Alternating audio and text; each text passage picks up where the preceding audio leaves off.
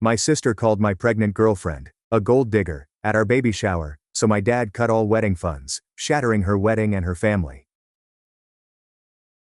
Imagine being at what should be the happiest moment of your life, about to become a father, only to find yourself caught in a whirlwind of family tension that threatens to tear everything apart. My name is Alex, and I am 27 years old. My girlfriend Lily is 25 years old, and she is 4 months pregnant with our first kid. We've been together for 3.5 years, after meeting during our final semester of college. The pregnancy was unplanned, but we both wanted to keep the baby. Lily moved in with me 4 months ago when we discovered she was pregnant. Her family was overjoyed from day one. My family reacted differently. Let me give you some background on my family. My father, John, 53, is a male who owns and operates a successful landscaping firm.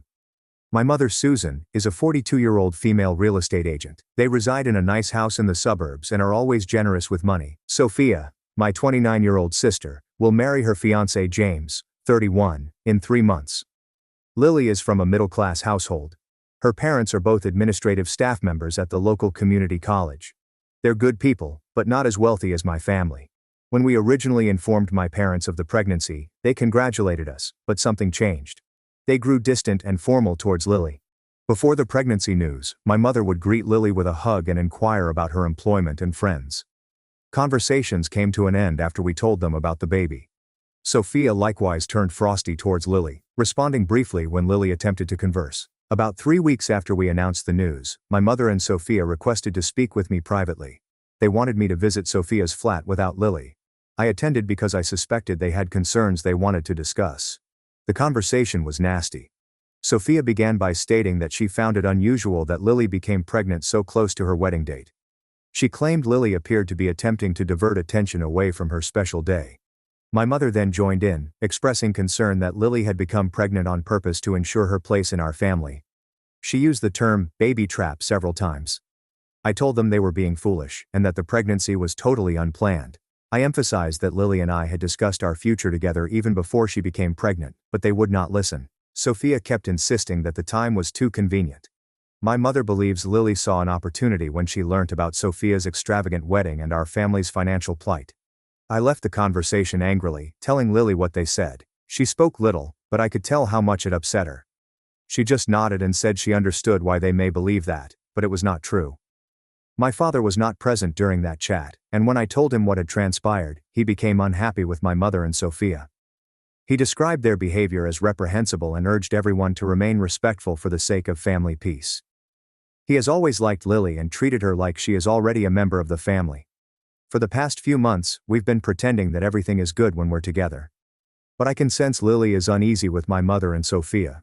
They make innocuous comments about money and timing, which they believe are subtle but are not. Sophia joked last month about how expensive baby cribs are these days and how some families are fortunate to have family who can help with the bills. My father urged that Lily and I get engaged sooner rather than later. He stated that it will improve family dynamics and demonstrate to everyone that we are committed. We had already discussed getting engaged once the kid was born, but we accelerated our time frame. I proposed 3 weeks ago, and Lily accepted. The interaction did not help. If anything, that made Sophia even more angry. She began commenting on how we were hurrying things and how the engagement ring was probably more expensive than she imagined. She asked Lily several times to view the ring and would carefully study it while making comments about the price. Last weekend, we decided to host a little baby shower at my apartment. We invited both families and several close friends. Lily was thrilled since it was the first time in months that both families would be together for anything good. The shower started wonderfully. People were eating, chatting, and looking at baby gifts. Lily appeared relaxed for the first time in weeks. My father was assisting with hosting responsibilities and making sure everyone had beverages and food. Then Sophia approached Lily as she was receiving presents. Several folks were gathered to watch. Sophia requested Lily to show everyone the engagement ring again. Lily extended her hand, and Sophia examined it with much interest. Sophia remarked the ring was stunning and must have cost a lot. Then she suggested that if Lily and I didn't work out, she could always sell the ring and use the proceeds to support herself and the baby. She said this while smiling, as if she were offering a pleasant recommendation. But she wasn't finished. Sophia then advised Lily to keep the ring safe in case her plan to trap me with a baby failed in the end. She spoke loudly enough for everyone in the room to hear. The room became utterly silent. Lily's face turned white, and she simply stared at Sophia. I started to stand up to say something to my sister, but my father arrived first. My father was upset in a way I hadn't seen before. His voice was shaking as he told Sophia that her comment was entirely improper and insisted that she apologize to Lily right away. Sophia said she was joking, and that everyone was being overly sensitive. My father then made a shocking surprise to everyone. He suggested that Sophia, who was so concerned about money and individuals taking advantage of others, prove her independence by paying for her own wedding. He stated that he was withholding all funds for her wedding, effective immediately. Sophia and my mother started yelling at the same time. Sophia claimed Dad couldn't be serious, since the wedding was in 2 months. My mother said that my father was overreacting to a harmless joke, but he held fast. Lily then spoke up for the first time since Sophia made her comment. She stated that given Sophia's actions, she thought Dad's decision was quite reasonable. Hearing Lily back his decision seemed to reinforce it for Dad. He claimed his decision was final. What occurred next was mayhem. Sophia began to cry and yell about how her wedding had been destroyed. My mother was upset, claiming Lily had influenced Dad into punishing Sophia. The room was filled with screams and accusations flying back and forth. Lily's parents appeared humiliated by the entire scenario. Our companions were plainly uncomfortable, and they began making excuses to depart. Within 20 minutes, most of the guests had left. I told Sophia and my mother they had to leave my apartment. They eventually did, but not before my mother blamed Lily for the entire issue and said that she had destroyed our family. After they went, my father remained behind. He apologized to Lily and her parents for my mother and Sophia's actions. He informed Lily she didn't have to try to be pleasant to them anymore, and he understood if she never wanted to see them again. It has been 5 days since the baby shower. Sophia and my mom have been calling and messaging me non-stop. They want me to persuade Dad to change his mind about wedding finance. They suggest I should make Lily apologize for supporting Dad's decision. They allege that Lily has turned Dad against his own family. I learned from Dad that Sophia and James had already made deposits on everything, with the expectation that Dad would pay the remaining bills after the wedding. Sophia is unable to cancel because all contracts have been signed and deposits are non-refundable. James's family cannot afford to cover the expenses either. Sophia is getting married in 8 weeks and has no method of paying for the venue, caterer, flowers, or photographer. The merchants demand their payments as soon as possible, or they would cancel their services. My mother has stopped talking to Dad altogether. She moved in with Sophia briefly to assist her decide what to do about the wedding scenario. Lily has kept silent since the baby shower. She spends her time organizing the nursery and reading pregnancy books. She doesn't ask about my family or discuss what happened. I can sense she's trying to give me some room to work things out with them. I do not know what to do. Part of me believes Dad was too severe, and Sophia's comment, while nasty, does not justify spoiling her wedding. But a part of me is relieved that someone finally stood up for Lily after months of subtle insults and accusations. Dad says he will not change his mind unless Sophia sincerely apologizes to Lily and admits that her behavior has been incorrect since the beginning. Sophia refuses to apologize because she was simply making a joke and everyone overreacted. So my family is now divided in half, with 8 weeks till Sophia's wedding and 6 weeks until Lily and I become parents. I'm not sure whether there is a method to remedy this, or if I should even try. Update 1. A lot has happened since my initial post. I'd like to thank everyone who responded and offered suggestions. Reading your replies helped me realize I needed to have some unpleasant conversations. First, I asked Lily if she disliked me for what transpired at the baby shower. I was concerned she would blame me for my family's actions, or the issue spiraling out of control. Lily said she didn't blame me at all. She stated that she was happy that someone had finally addressed Sophia's behavior openly, rather than everyone pretending it didn't exist. She claimed that the months of subtle comments and stares had worn her down more than she had revealed. Then I asked her how she felt about my father's decision to withdraw Sophia's wedding funds. Lily said she wasn't expecting my father to react so forcefully, but she was grateful he supported her. She claimed that supporting his choice in the moment felt correct because Sophia needed to face the repercussions of her conduct. We also discussed how this would affect our future as a family. Lily stated that she would like to try to mend connections with my mother and Sophia in the future, but only if they were willing to sincerely repent and modify their conduct. She did not want our child to grow up in a family filled with stress and unresolved conflict.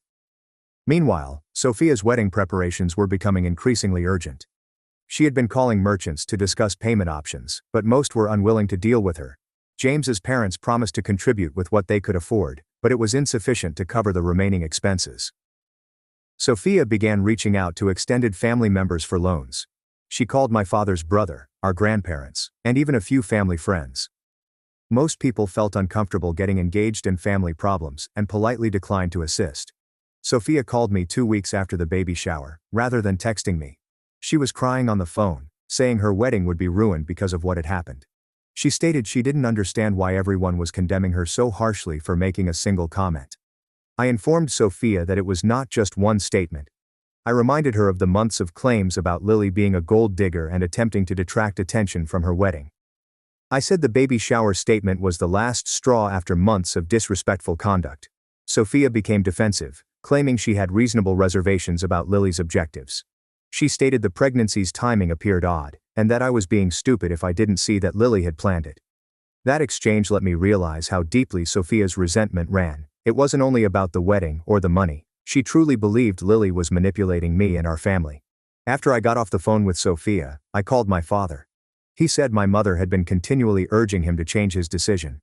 She was sleeping at Sophia's flat, and they spent their days figuring out how to cover the wedding bills.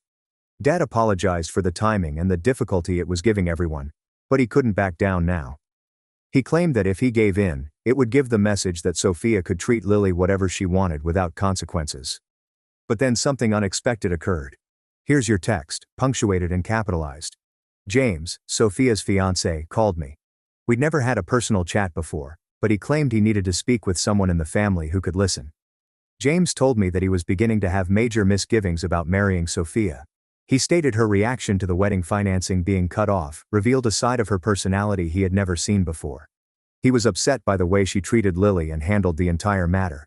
James stated that Sophia had discussed taking out large loans to pay for the wedding. She intended to cover the bills using credit cards and personal loans, even though they didn't have a consistent income to repay them soon. He was concerned about starting their marriage with big debt on day one. More crucially, James claimed Sophia's remarks regarding Lily made him uncomfortable for months. He stated that he tried to inform Sophia that her behavior was unacceptable, but she rejected his worries. After the baby shower event, he knew how vicious Sophia could be when she felt threatened.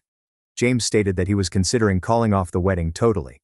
Not because of the money, but because he questioned Sophia's identity. He asked if I thought he was overreacting. I wasn't sure what to tell James. I'd never seen Sophia like this before Lily became pregnant, but the last few months had revealed something terrible about her demeanor. I informed James that he should make his own decision, but that I understood his fears.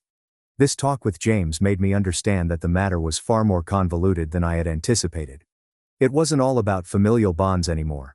Sophia's behavior had the potential to undermine both her engagement and her connection with our family.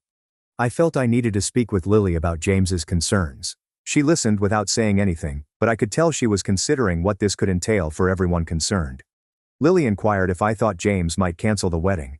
I answered I wasn't sure, but he appeared genuinely concerned about Sophia's behavior and financial decisions about the wedding costs. We discussed if we should try to intervene. Lily stated that she did not believe it was our business to interfere in James and Sophia's relationship decisions. She added that if James had any reservations about marrying Sophia, they could discuss it together. However, Lily expressed regret that James had been caught up in our family conflict.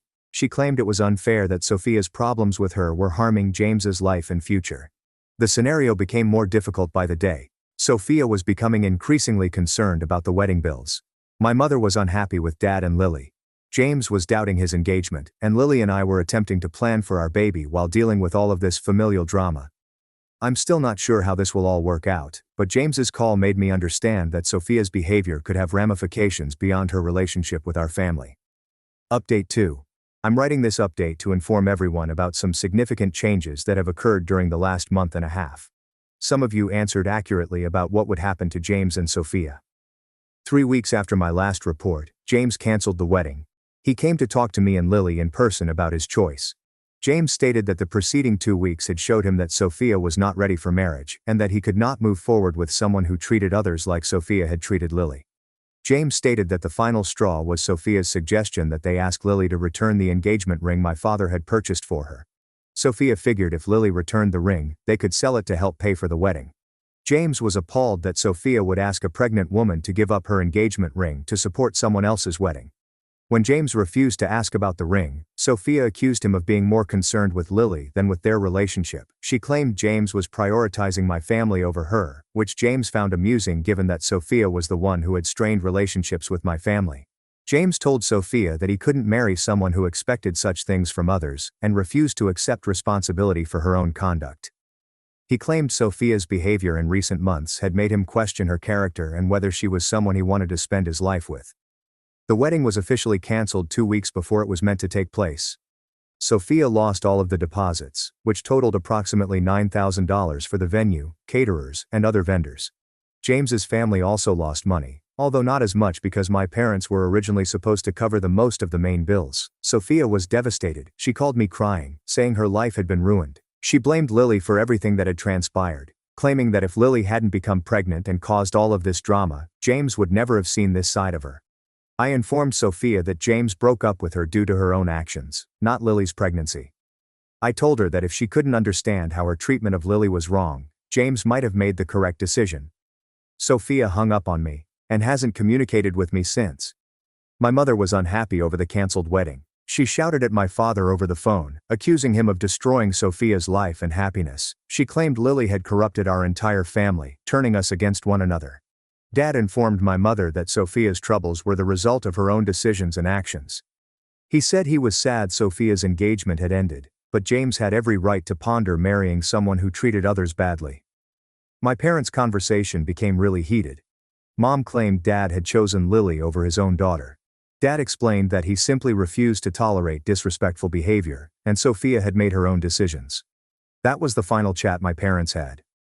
Mom has moved out of the house totally and is now living in a rental unit across town. She and her father are pondering divorce. Meanwhile, Lily entered her 3rd trimester and we began preparing for the baby's arrival. Lily's parents have been very supportive and helpful. They come over on weekends to help us set up the nursery and have offered to help with childcare after the baby is born. My father has also been great. He comes over on a daily basis to check on Lily and assist us with anything we may want. He purchased a crib and change table for the nursery. He says he's thrilled to be a grandfather and wants to be as involved as we allow him be. Lily and I decided to take birth lessons together. During one of the classes we met James. He was there with his new girlfriend, whom he had recently started seeing. It was uneasy at first, but James was friendly and inquired how Lily was doing and when the baby was due. After class, James approached me and apologized for whatever difficulty his breakup with Sophia had given our family. I reminded him there was no need to apologize for making the proper decision for himself. James stated that he was more happier today and felt like he had avoided a tremendous bullet. He described his new partner as polite and considerate, which made him realize how toxic his relationship with Sophia had become. Hearing James discuss his new relationship made me admire Lily even more. Lily has remained calm and sensible throughout the entire situation. She never demanded that I take sides or cut off connections with family members. She only wanted to be treated with basic respect. Lily is 34 weeks pregnant, and everything is going well. We're both excited and nervous to become parents. We've been taking care of all of the practical aspects, like as installing the car seat and packing the hospital bag. We have not heard from Sophia since she hung up on me after James canceled the wedding. Dad told me she moved back in with Mom at the rented flat. Sophia, according to Dad, is now working in retail to pay her expenses because she cannot afford her old apartment without James's economic contribution. My mother occasionally sends Dad legal papers relating to their split, but they no longer speak personally. Dad appears to be saddened by the end of his marriage, but he insists that he does not regret sticking up for what is right. A few of Lily's friends have asked if we are upset with how things turned out for Sophia. Lily always says she wishes things had turned out differently, but she can't control Sophia's decisions or reactions. I believe Lily handles queries about the situation better than I do. She doesn't become defensive or emotional over it. She just states that everyone made their own decisions and had to deal with the consequences. We're now focused on preparing for our baby and starting our own family. Dad will be as involved as he wishes to be. Lily's parents are ecstatic to become grandparents. We have a strong support system, even though my mother and Sophia are no longer part of it. The baby is expected in approximately 6 weeks, and we are really excited to meet her. Final update. Our daughter Sophie was born 3 months ago, healthy and lovely. The delivery went successfully, and Lily recovered quickly after childbirth. Being a new parent has been exhausting yet fantastic. My father has been an incredible grandfather. He comes over twice a week to help Sophie, and usually brings groceries or dinner.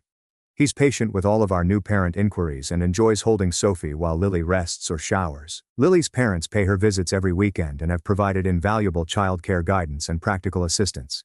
Sophie is fortunate to have grandparents who are thrilled to be a part of her life. Since Sophie's birth, we have had no communication with my mother or Sophia.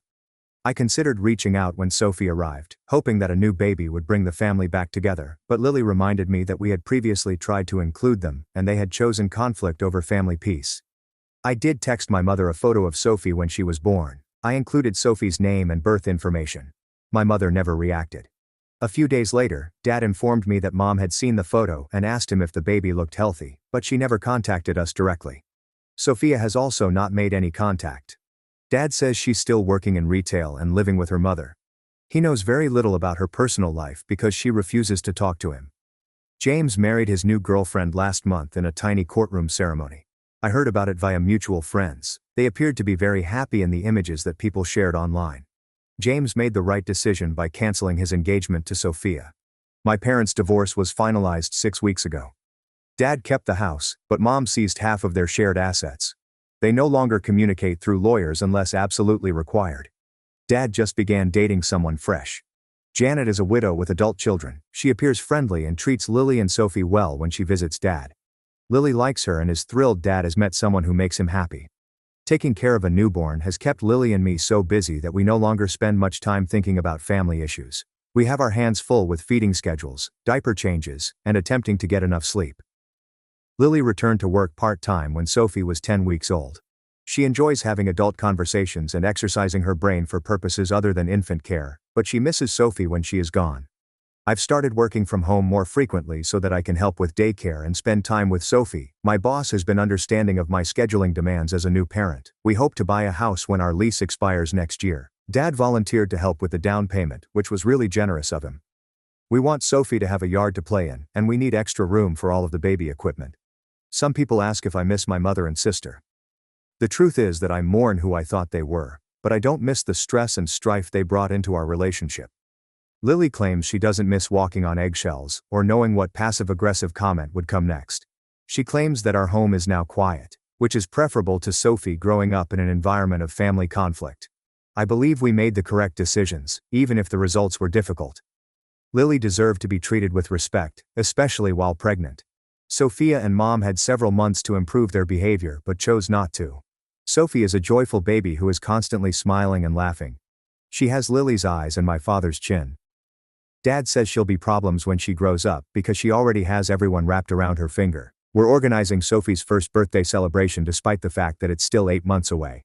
Lily wants to host it at a local park with both sets of grandparents and some close friends.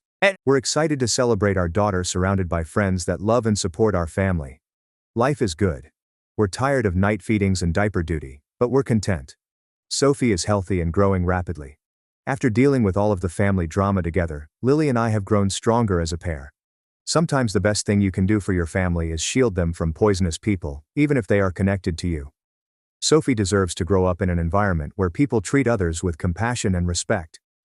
Now, let us go to the following narrative. I invited my family to my surprise wedding, but they chose my brother's event. What happened next shattered my family, and Dad finally apologized. Have you ever been overlooked your entire life, only to have a single event expose the truth in the harshest way possible? That was me. By all accounts, my life is perfectly normal. But to my family, I was invisible. Every milestone I hit, every achievement I reached, seemed to fall into the shadow of my younger brother, Mark. When it came time for the biggest day of my life, my wedding, they didn't even bother to ask what the important event was that I invited them to. They chose Mark's football game instead. I didn't tell them it was my wedding, and little did they know, the choice they made would change everything. My family is currently in upheaval. Here's how things went down. My name is Chris. I am 30 years old, married, have a solid career, and live a normal life. But if you ask my mother, she only has one child worth talking about, and it isn't me. My younger brother, Mark, a 24-year-old man, was born and seemed to have been the son around whom our entire household revolved. Mom, at 54, has become one of those parents who believe their children's football stats are the center of the universe. She wasn't always like that. When I was little, I recall her being normal, putting school projects on the fridge, attending my science fair, and so on. Then Mark arrived and I felt like I had been removed from the family photo. It makes no difference that I paid for my own college education, never asked for $1, and now have a career. When it comes to my mother, the only stories worth telling begin and end with Mark and whatever game he played last weekend. Dad, 55, never yelled at me, but he also never stood up to her. He just sat there in the background while Mom pumped Mark up as if he were a potential NFL superstar. Grandpa Ben, Dad's father, was the only one who pointed out how bad it was. He lived a few states away, about a 4-hour drive from my parents' house, but he called every week, and he never concealed his belief that Mom was playing favorites. He mentioned it directly to her face once during Christmas. Mom did not speak to him for months after that. One thing that still bothers is that my grandparents established a college fund for me. After a little house fire my junior year, my mother began calling it an emergency fund and claimed money was spent for repairs. Years later, I discovered the truth. A large portion went into Mark's first car, while another went toward the down payment on his apartment when he started college. Back then, I was working 2 jobs to pay my own rent. People have asked why I didn't go no contact sooner. The truth is, I tried for years to gain some type of approbation. I kept believing that if I met enough milestones, they'd show up. It didn't happen. Grandpa Ben was the only one who expressed pride in me. When I graduated from college, he mailed me a handwritten letter in which he expressed regret for not being able to attend and placed a $120 note inside since every man deserves a refreshing drink after walking the stage. That's the type of guy he is. I met my wife, Olivia, in college. We became friends while working at the same library desk. She was aware of the family situation from an early stage, because she witnessed it firsthand. My parents only visited campus once during my freshman year because Mark's team had an away game nearby. They didn't even call me to set up a meeting. I found out via Facebook photos. Olivia is the opposite of my family. Her parents show up for everything, small things too. When she had a photographic display, her mother sent cookies for the entire class. Initially, I found it strange to watch. Anyway, the story begins last year with one stupid act Mark did online. However, to comprehend why it hit so deeply, you must first grasp the pattern. Mark has been good at football since middle school. I'm not going to lie, he's talented. I received a scholarship to a decent college. But the way my folks behaved, you'd think he was already in the Hall of Fame. Mom has an entire room at home filled with his shirts, awards, and framed action photos. Meanwhile, I managed to complete my education without assistance. I got into IT and gradually worked my way up. When I bought my first automobile with my own money, my mother responded, "Oh, that's nice," before going on to tell me that Mark's coach indicated he might break a record that season. That was how it always went. Grandpa once told me on the phone, "Stop trying to beat your brother at being their favorite. Build your own thing. One day they'll notice what they missed." At the time, I assumed he was just trying to make me feel better. It turns out he was predicting the future without realizing it. Because one night about a year ago, Mark posted something on Instagram that set off a chain reaction that none of us anticipated. It was a short video of him at a party, with music booming. He holds a beer and laughs with his teammates. The message said, "Some of us chase real goals. Some of us just sit behind desks pretending to be important. Guess which one Mom brags about?" It was followed by a series of laughing emojis. Mom enjoyed it. So did a few aunts. One cousin tagged me with the eye emoji. It was the first time I felt something snap slightly. Not precisely rage, but a sense of okay, they've made the scores apparent. I didn't comment or text him. But that piece laid the groundwork for everything that followed, which resulted in Mark, my parents, and half of the extended family looking at me differently than they had before. And it all started because they didn't bother asking what event I had invited them to. The next morning, a few of my old classmates had tagged me with laughing emojis. Some posted words like rough or dang bro, as if they were seeing a fight rather than my family dismissing me. Mom wrote, "So proud of you, champ," under Mark's post, which felt like more salt in the wound. The post didn't go viral beyond our tiny community, but it was enough. People I hadn't spoken to in years witnessed it. A high school acquaintance messaged me, "Man, your brother's a tool." I just replied, "Yeah," didn't feel like saying more. But this wasn't Mark's first time doing this. He has always been like this. If he wasn't quoting football statistics, he was talking about the car his mother bought him when he was 17, or the apartment they helped him acquire near university. He once advised me around Thanksgiving that I should aim higher than average. As if he were giving me life advice, our parents nodded. I didn't answer online because I wasn't sure what to say. Actually, I have a good job. That only makes you appear defensive. Instead, I focused on my work. At the time, I was in charge of a small product team at a mid-sized technology business. We'd been working on a tool for months when we struck a deal with a regional client that resulted in a significant bonus for the team and a promotion for me. It wasn't as glamorous as athletics, but it was something people in my business valued. I didn't discuss it openly. I told Olivia and Grandpa Ben over the phone. He was pleased for me. Mark said, "Keep stacking wins. People notice even if they act blind." That same week, he sent me a private Instagram message. "You could have been something if you tried harder. Don't blame Mom for backing a winner. There is no punctuation." He seemed to be too focused on his accomplishment to type properly. I looked at it for a minute, typed, "Cool," and then left it at that. He responded with a laughing emoji. Olivia saw the message later, while we were watching TV. She inquired if I was all right. I said, "Yeah, because what else is there to say?" None of this was new. The next day, Grandpa Ben called me after one of my cousins informed him about the post. He was angry in that quiet manner he has, when he speaks slowly as if he were trying not to yell. He answered, "Son, you don't have to clap back. Build your life. Let the scoreboard talk later." I informed him about the promotion. He mentioned that he wished he lived closer so we could celebrate in person. Then he inquired about Olivia, how she was doing, and whether the wedding plans were progressing, because Olivia and I had already become engaged by that point. We'd kept things low-key. No major announcements. When we eventually decided on a date, a Saturday in the fall at Olivia's aunt's house, I texted my parents and Mark. "Hey, I've got an important event coming up this fall. Date's October 16th. Would love for you to be there. It's locked in. Can't move it." Mom said, "That's Mark's last regular season game before playoffs. We'll be there supporting him." I didn't make any changes or provide any information. If they cared, they would inquire. They did not. Olivia asked if I wanted to inform them about the wedding. I said no. If they cared, they would inquire. Meanwhile, the Instagram post eventually faded after a few weeks. Everyone went on. Mark continued to publish video from games. Mom kept sharing pictures with phrases like, "So proud of my boy." Every Sunday, Grandpa Ben called to ask about work, Olivia, and life. He never mentioned the post again. It was just, "Tell me when the big day is. I'll be there in my best suit. Haven't worn it since your grandma's funeral, so it's about time it saw some good news." I provided the date. He put it down on a calendar he keeps near the refrigerator. He claimed he would not miss it for the world. Meanwhile, my parents never inquired once. As a result, October 16th became Mark's game day rather than Chris's wedding day. To explain why the wedding day turned out the way it did, I need go back to when I first proposed to Olivia. It was March of last year. We took a short weekend excursion to a cabin 2 hours outside of the city. Nothing extravagant, just a peaceful setting with hiking paths and a lake. I had been lugging the ring around for 2 weeks, waiting for the ideal moment. I'm not good with huge speeches, so I kept it short. Saturday morning, we went up this trail to a vantage point over the ocean. It wasn't packed so early. I took out the ring, said something about wanting her in every stage of my life, and that was it.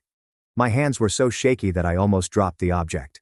She smiled, answered yes right away, and grabbed me so tightly that I lost my footing for a second. No audience, no cameras, just us, and a couple of birds in the woods. When we returned home, I called to say I had proposed. Mom remarked, "Oh, that's nice," and quickly switched to Mark's off-season tournament. Dad said, "Congratulations, son." That was the entire reaction. Olivia said nothing at the time, but subsequently questioned if that was typical. I answered, "Yeah." For the following few months, every time we saw my folks, Mom would talk about Mark's training program, stats, and playoff possibilities. There is not a single question regarding our plans. Around summer, I discovered something more that solidified everything for me. One of my relatives claimed that my parents had paid for Mark's new sports agent and an advanced training camp out of state. Big money thing. I asked Mark how he could afford all of it. And the cousin answered, "Oh, your folks helped. Didn't you know?" No, I didn't.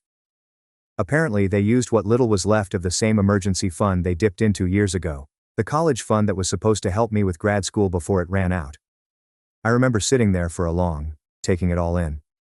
It wasn't even about money anymore. It was a pattern.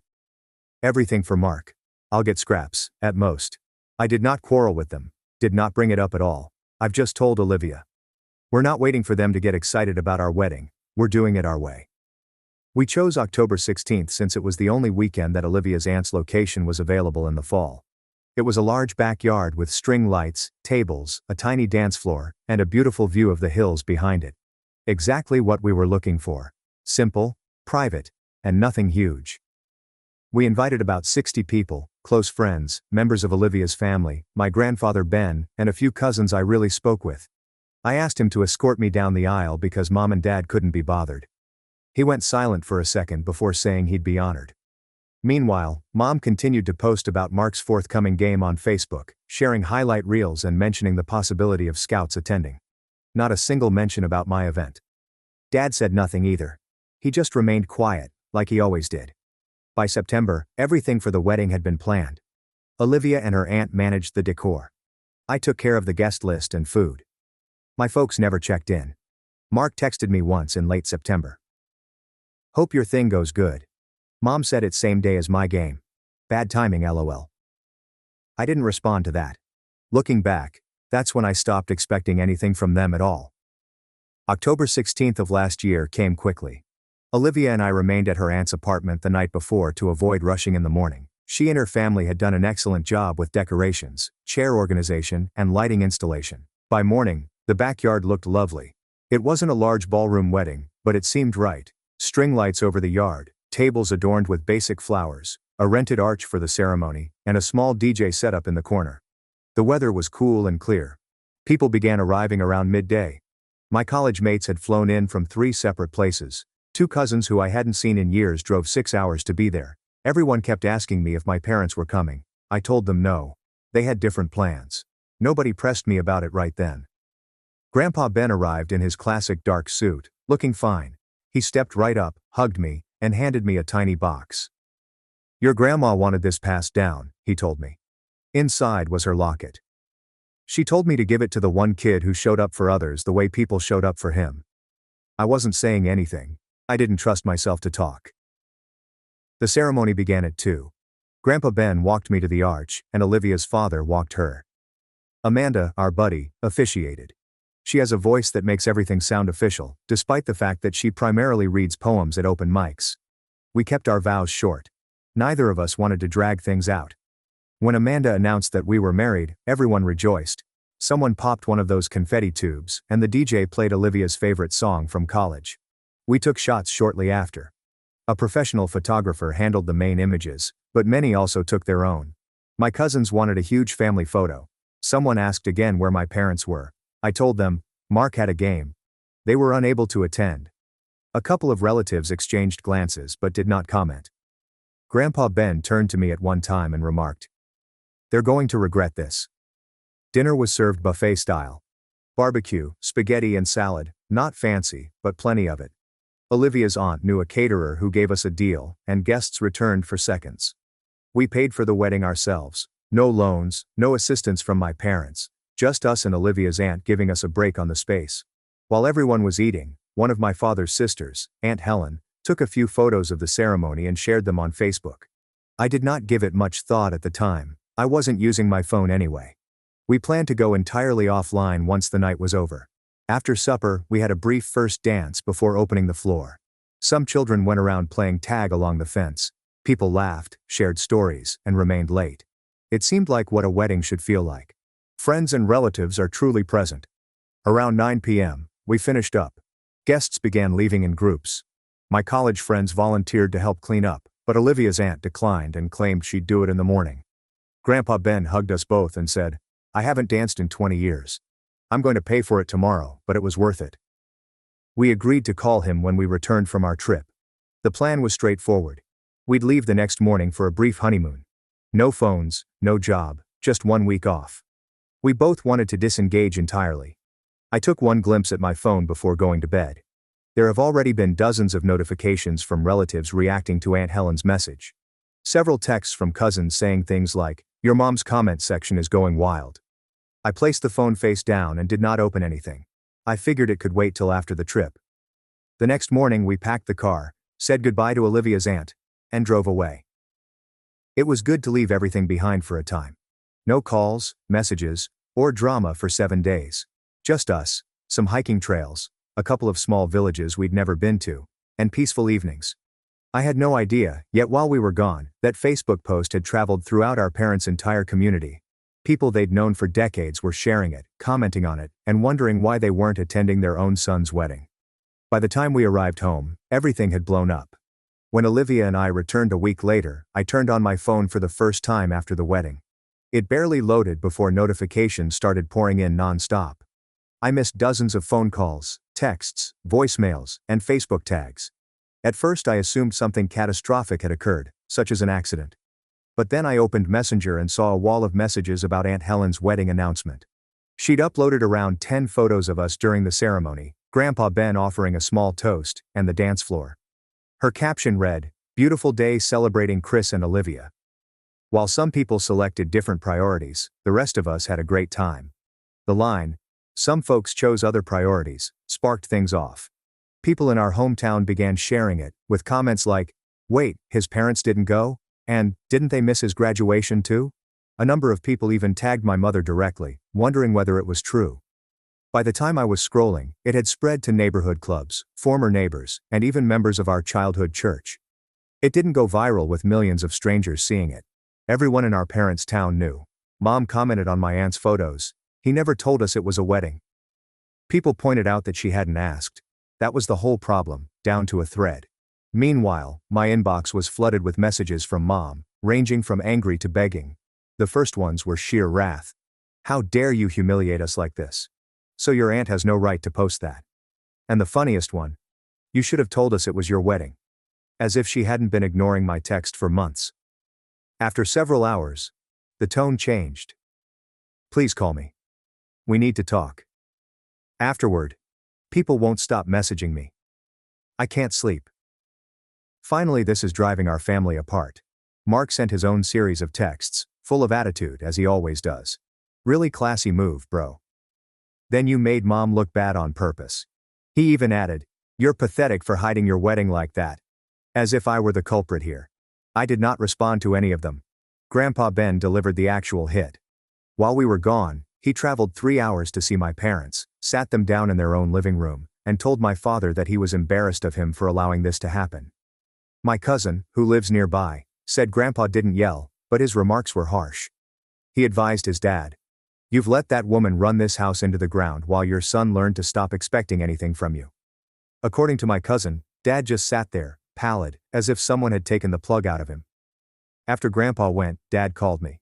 I left it to voicemail because we were still unpacking. He left a message saying he was sorry, that he felt sick for missing the wedding, and that he realized he had failed as a father. He said he assured Mom that things will change or he was done. It astonished me. My father has been quiet my entire life. Hearing that he had finally put his foot down felt weird. Mom, however, continued to message. Following the angry ones came the guilt trips. She wrote things like, "I'm your mother. I deserve a chance to explain." Then, "You don't know how hard this has been on me." She even tried, "Your father is talking crazy, saying things he doesn't mean." By the end of the week, she was begging, "Please don't cut us off. Then, I'll do anything to make this right." While all this was going on, Aunt Helen texted me. "I didn't think my post would cause this much drama. I just wanted to celebrate you guys." I told her it wasn't her fault. Additionally, other relatives began calling me. A few of Mom's sisters were upset with me for making her appear terrible. They claimed she was upset, crying all day, and embarrassed in front of her friends. I informed them that she had embarrassed herself by skipping my wedding in favor of a football game. Dad's side of the family was basically behind me. Several cousins even left encouraging remarks under Aunt Helen's photos. Things like, "Chris deserved better, and it was about time someone said it." The situation escalated when Mark's big game, the one my parents chose instead, failed miserably. His team lost, and he was benched in the second half after throwing 2 interceptions. They still made the playoffs on a tiebreaker, but were eliminated in the first round the following week. People started joking online about how he skipped his brother's wedding to perform. Some of his teammates left laughing emojis under posts about it. Mark texted me again, furious.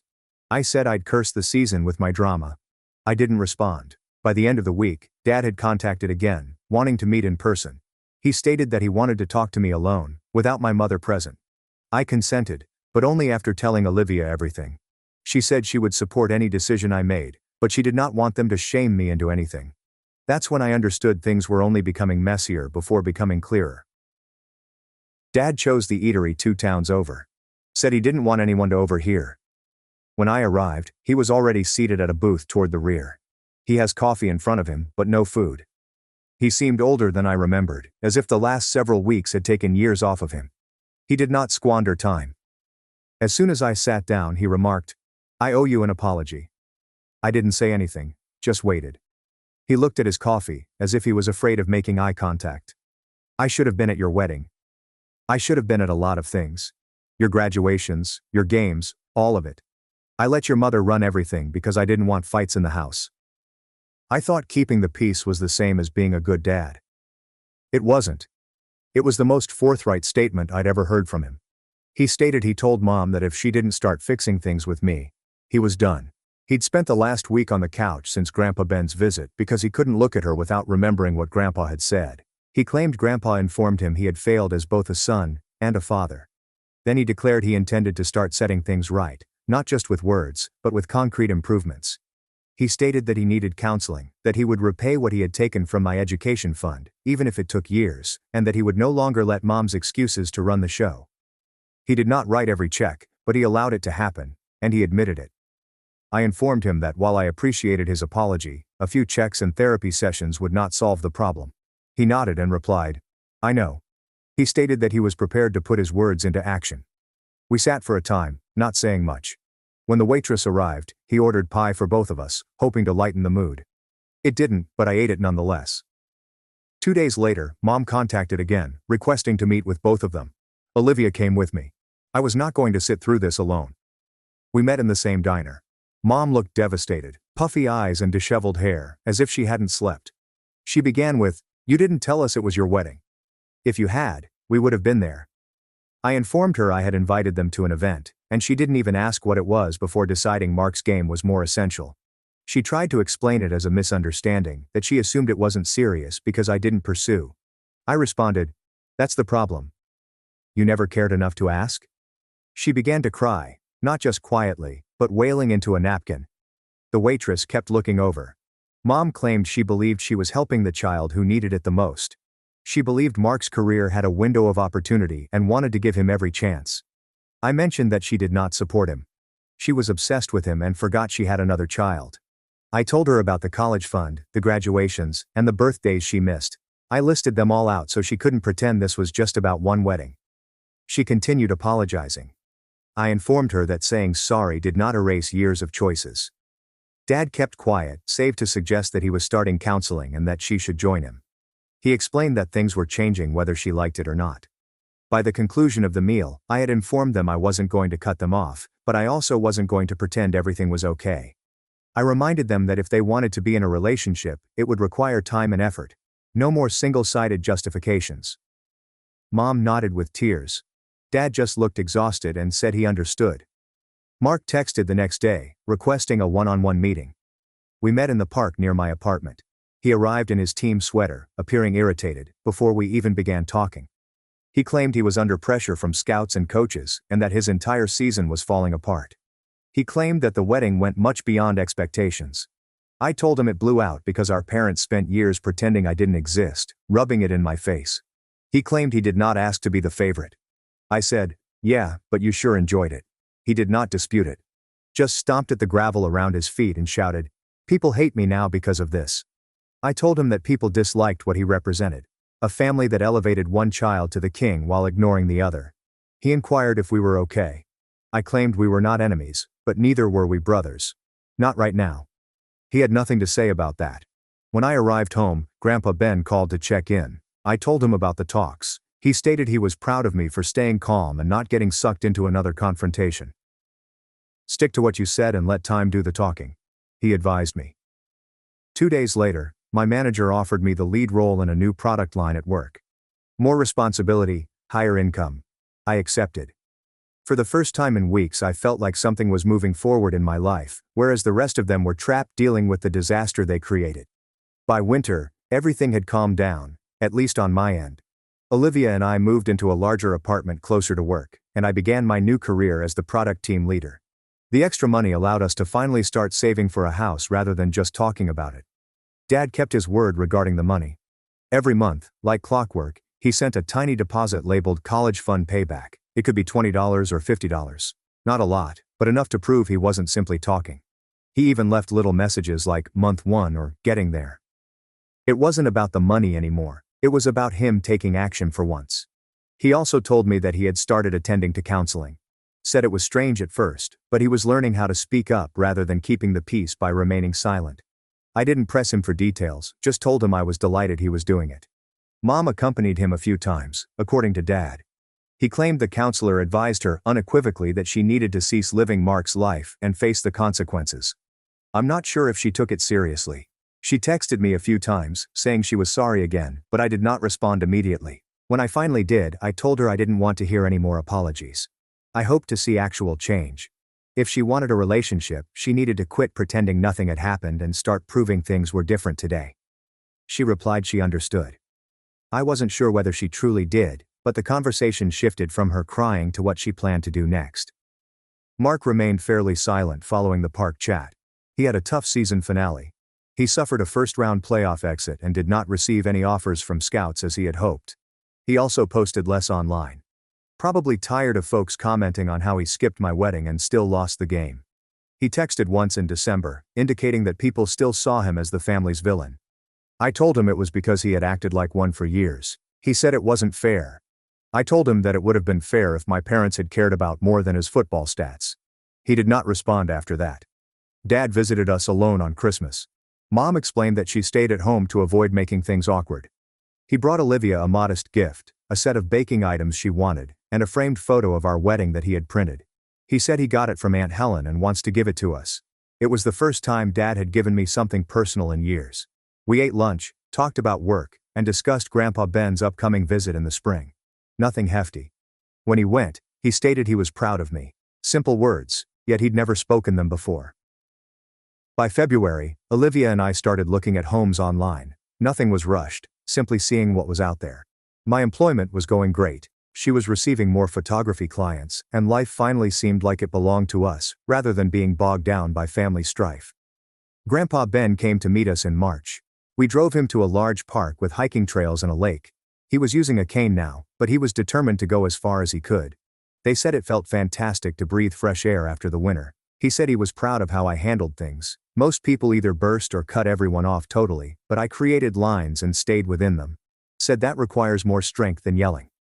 We sat on a bench, staring out over the lake.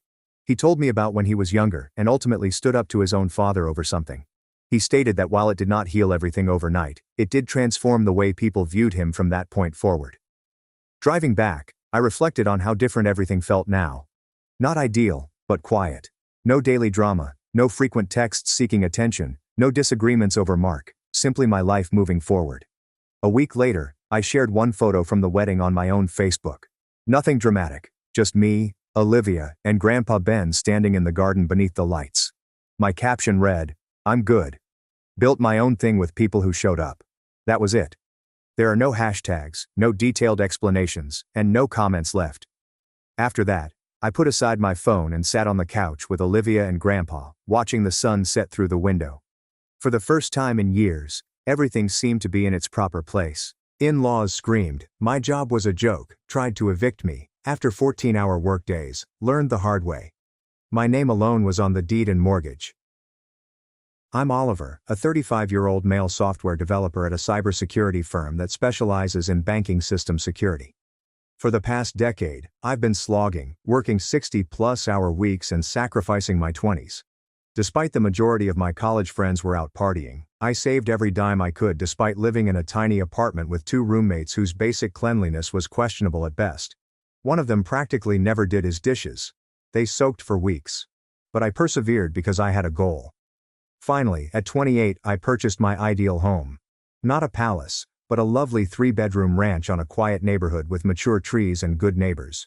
It had a finished basement where I set up my gaming station and home office, a backyard large enough for her, a dog, as was always planned, and a kitchen that did not make me cry every time I cooked. I put down the $80,000 I had saved since graduating from college. My parents contributed $20,000, but I paid them back within 2 years because I didn't want to owe anyone. I was extremely proud of that house and what it represented, attaining something meaningful via hard effort and delayed satisfaction. I met Vanessa, a 34-year-old woman, on Bumble roughly 5 years ago. She appeared calm at first, professing to enjoy hiking and video games and presenting herself as low maintenance on her profile. She had a unique chuckle that I found endearing, and could talk for hours about true crime documentaries, which I was interested in at the time. We dated for a year, relocated swiftly, and married in a courthouse with a little reception at my home. She moved into my house, which I had already owned for 2 years. There were red indicators that I overlooked since I was, frankly, relieved to no longer be single. She worked as an executive assistant, but was frequently absent due to illness. She expected expensive birthday, Christmas, Valentine's and anniversary gifts, but gave me items from the sale rack. Her parents treated her as if she were still 16, and she let them. She had anxiousness, which conveniently flared up whenever there was a duty to be done. She never volunteered to split any household bills and had a strange buying habit that never harmed her limited bank account. I eventually discovered that my credit card was funding it. I arrived home about 6:30 p.m. after meeting a tight deadline. After coding for 14 hours straight to debug a vital security fix, my brain was absolutely fried, and my eyes were burning from gazing at screens all day. Dreaming of resting on my couch and maybe playing some Xbox to unwind, I came into my driveway and had to slam on the brakes due to a pile of junk on my front lawn. This is my stuff. My faded State University hoodie lay in the grass, becoming soaked. My $4,000 vinyl collection, which I had methodically built since high school, was overflowing out of a box, with some albums exposed to the elements. My gaming gadgets, books, clothes, and that silly ceramic owl Vanessa got me on our anniversary. I later realized that the item I purchased with my credit card was resting crookedly on top of the pile. There they were, the in-laws from hell. Linda, 62, and Robert, 65, stood there with smug grins on their faces, as if they had just won the lottery. These people have never worked a real job in their privileged life. Robert handles some family property that he inherited from his father, whereas Linda's entire identity focuses around being Vanessa's mother and shopping at Nordstrom. Both were dressed in luxury clothes and were on my lawn, throwing my belongings around. Vanessa was lingering near the porch, arms crossed, and looking away as if she couldn't meet my gaze. Her body language was a strange combination of defiant and anxious, as if she knew she was doing something wrong but had convinced herself she was justified. Linda started on with her screeching voice, which sounded like a nail gun hitting sheet metal, before I could even open my car door. There he is. Finally, the worthless bum. This from a woman who previously told me at Thanksgiving that true men buy their spouses Tiffany bracelets just because, and that my career in computer stuff wasn't noteworthy because anyone can do it now. I felt a strange calm wash over me, like deep sea pressure or something. A peculiar clarity occurs when everything suddenly makes perfect sense. I exited carefully, not rushing. Robert puffed up his chest, like he often does when he wants to frighten someone. He's been living off his father's money his entire life, yet he acts like he's a self-made industrial titan. He has business cards that read entrepreneur investor, yet I've never seen him accomplish any of those things. Okay, Oliver, this isn't working, he shouted at me in his, I'm talking to the waitstaff who brought me the wrong appetizer tone. Get out, we're changing the locks tomorrow, and this is now Vanessa's house. Our daughter deserves stability and security, not you, he said dismissively. The guy who works 60 or more hours per week to pay for everything is the problem. Vanessa finally spoke up, her voice low and thin in that baby girl tone she uses when she wants something expensive. Oliver, it is over. I told you things weren't right, and Mom and Dad agree. It's best if you leave my house. My house? The one I purchased with a down payment 5 years before I swiped right on her profile. The one where solely my name appears on the deed, mortgage, and everything. The one I had spent thousands of dollars refurbishing piece by piece. New water heater, deck repair, and dishwasher replacement, all while she complained that we weren't prioritizing cosmetic repairs for her Instagram images. Her parents had probably paid me a visit 4 times before she moved in, always acting as if they were doing me a tremendous favor by honoring me with their presence and making comments about how I should really upgrade. The countertops are asking, when are you getting a pool put in? Never offering to chip in, of course. One time, Robert actually said, when Vanessa fully moves in, we should talk about proper window treatments for this place. It was as if I was living in an unfinished construction site rather than a perfectly nice home. And suddenly, it's Vanessa's house. The mental gymnastics were Olympic level. Linda charged at me, finger slashing the air, her expensive manicure gleaming in the evening sun. She had a self-righteous expression on her face, as if she were passing heavenly judgment. You heard her. Get out. You aren't welcome here, you worthless bum. This is our daughter's house now. She then kicked one of my boxes for emphasis. My ancient Psychology 101 textbook skidded over the moist grass and landed in a puddle from the morning rain. That's when the insanity struck me.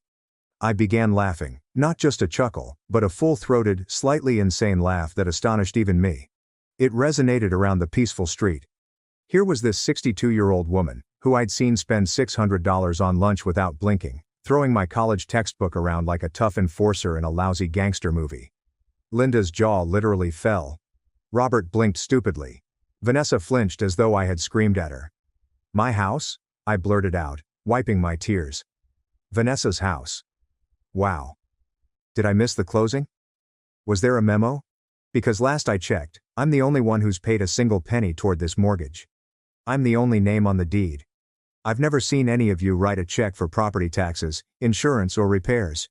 The neighbors across the street had come out onto their porch, watching the show. Don't you dare mock us, Robert exclaimed, puffing up again. His actual Rolex tragically glinted as he gesticulated frantically. This is only fair. Vanessa dedicated years to you. She deserves this house for everything she's put up with. Put up with what? I replied, my face burning but my voice steady. My stable job, paying all the bills, the vacations I've funded, the $4,000 handbag I bought her for her birthday that she used twice before deciding it was last season? Linda exclaimed, her voice rising to a pitch that most likely disturbed satellite signals. You clearly don't appreciate her. You work constantly. You're never home. We're stepping in to ensure she has what she deserves. Right? I asked, the laughter gone and replaced by frost in my veins. I took out my phone. What are you doing? Vanessa inquired, panic in her eyes. For the first time she appeared unsure of herself. Call the people who handle property disputes, I said calmly. Trespassing specifically. You know, the police. I'd never contacted the cops in my life, but this was crazy. Don't you dare, Linda screamed, her voice striking a note that likely disturbed bats in the neighboring county. This is a family matter. We don't need to involve outsiders. Not when you're on my property throwing my stuff around, I said, calling 911. Not when you're trying to illegally evict me from a house that I own, outright, with no legal claim whatsoever. That's actually a crime, by the way. Vanessa started crying. Those practicing tears that emerged whenever she didn't obtain what she wanted. The same tears that flowed when I told her we couldn't afford a $3,000 purse or recommended she contribute to our joint savings account on sometimes. Oliver, please don't do this, we can talk about it. I just need some space right now. And Mom and Dad thought they could steal my house. I said for her. Yeah. I gathered that part. As I described the issue to the dispatcher, I noticed Robert whispering quickly to Linda, whose face was turning an alarming shade of crimson. Vanessa merely stood there, perhaps understanding that her great plan was unraveling before her eyes. The neighbors were staring now. Mrs. Collins from next door had come out with her phone, possibly recording. Great. By the morning, this would have spread throughout the neighborhood Facebook group. I gently supplied my address and indicated that 3 people were trespassing, refusing to leave, moving my stuff onto the lawn, and claiming ownership of my home. Linda could be heard in the background, virtually gargling with wrath, yelling at me to go. My name is on the deed and mortgage. I've lived here for 7 years. They're trying to illegally evict me, I stated to the dispatcher, who appeared to have heard it all before. Robert approached me, his face going scarlet from his pricey haircut. He was muttering something about talking reason into me. Robert, I wouldn't, I said, raising my free hand. Stay there. Adding assault to the mix won't look good for you. He paused, then stopped. Robert's entire tough guy persona breaks apart the moment there are genuine consequences. He's used to bullying people with his money and connections while avoiding actual consequences. Vanessa appeared to be in a panic. Not unhappy or upset, but terrified, as if someone's plan was about to fail. Oliver, please hang up. Just go stay with your brother Michael for a few days. We can talk later. I promise we'll work something out. Talk about what, Vanessa? My voice wasn't strong. The betrayal felt like someone punching me in the stomach. After 3 years of marriage, this is what it boiled down to. The part where you conspired with your parents to illegally force me out of the house I own, or the part where you stood by as they threw my life on the lawn. Which part deserves clarification? She grimaced. Physically winced. Mom, Dad, maybe we should go. We can come back tomorrow with. We're not going anywhere, Linda said, adjusting her fashionable sunglasses despite the fact that the sun had almost set. This is your house, Vanessa. Don't be weak now. He's bluffing about the police. I wasn't kidding. The flashing lights appeared soon. 2 autos and 4 officers. Our neighborhood isn't exactly high crime, so I'm guessing they were bored. They took in the scene, me beside my car, my belongings spread across the lawn, and the trio on the porch. They separated us. 2 cops spoke with Linda, Robert and Vanessa, while the remaining 2 spoke with me. I described the case, displayed my license with the correct location, pulled up photographs of the deed from my phone, and stated that it was exclusively my premarital. I showed them my key in the lock and years of mortgage statements from my banking app. The senior officer listened and nodded, his expression unreadable. He eventually rejoined the other gang. I couldn't hear everything, but I did catch parts. Legal resident, civil matter for the courts. Must vacate the premises immediately. Vanessa was crying again, this time wrapped in Linda's arms. Robert was puffing up his chest, discussing misconceptions and how I was psychologically disturbed. Classic Robert, attempting to change reality when things do not go his way. I've seen him do this several times at family gatherings, rewriting the story so that he appears to be the hero. Not this time, Robert. Not at my residence. Mrs. Collins was clearly recording now, and she wasn't attempting to be subtle about it. The neighbors across the way had taken out their lawn chairs. Great supper and show. The senior officer, a man with salt and pepper hair and the calm expression of someone who has witnessed every type of human foolishness, eventually returned to me. Sir, we've explained the situation to them. This is clearly your residence and they have no legal right to remove you or your belongings. They need to leave immediately. I nodded, relieved. Thank you, officer. However, he replied, I should note that this is ultimately a civil matter. If there are disputes about property ownership, those need to be settled in court. I understand, you replied, but there's no dispute. The house is solely in my name, purchased before marriage. He nodded. That seems straightforward. Then what happened next will always be one of the most rewarding experiences of my life. Linda went completely nuts when the officers informed them they had to leave. Her complexion turned a strange shade of purple, which contrasted severely with her clearly dyed blonde hair. It's her marital home, he can't just kick her out. We're not leaving, she said, gesturing frantically. Do you know who we are in this community? Robert puffed up again, adjusting his Rolex as if it granted him superpowers. We're staying to protect our daughter. This man is unstable. Rich, coming from the guy who once told me at Christmas that prenuptial agreements are for men without balls after I casually mentioned a friend having one. The officer's patience rapidly dwindled. Ma'am, sir, this isn't optional. This is his property according to the ID provided and his legal statement. You are trespassing. You need to leave now. Linda put her luxury shoes on my yard and simply stated, no. Then she continued, do you know who my husband is? We have connections in this town. We play golf with Judge Reynolds. They do not. They live 45 minutes away in a McMansion, which is probably underwater. And Judge Reynolds resigned 3 years ago. That was it. One officer forcibly grabbed Linda's arm. She screamed like she was being murdered and tried to flee, yelling, how dare you touch me? I'll have your badge. Another officer firmly directed Robert to the pavement. It was not hard, but it was decisive. Robert kept stating, this is outrageous, in a phony dignified tone, while threatening to terminate my career and dismiss the officers. They were physically taken off my property, making threats and slurs all the way. You'll regret this. We'll see you in court. Vanessa deserves everything. You're nothing without her. Your job is a joke. Your family is trash. Vanessa trailed behind them, head down, crying those precisely timed tears she usually uses when she doesn't get what she wants. The same tears she shed when I refused to spend my 401k on the ideal European vacation her parents told her she deserved. She didn't look at me once, instead following her parents like a trained robot.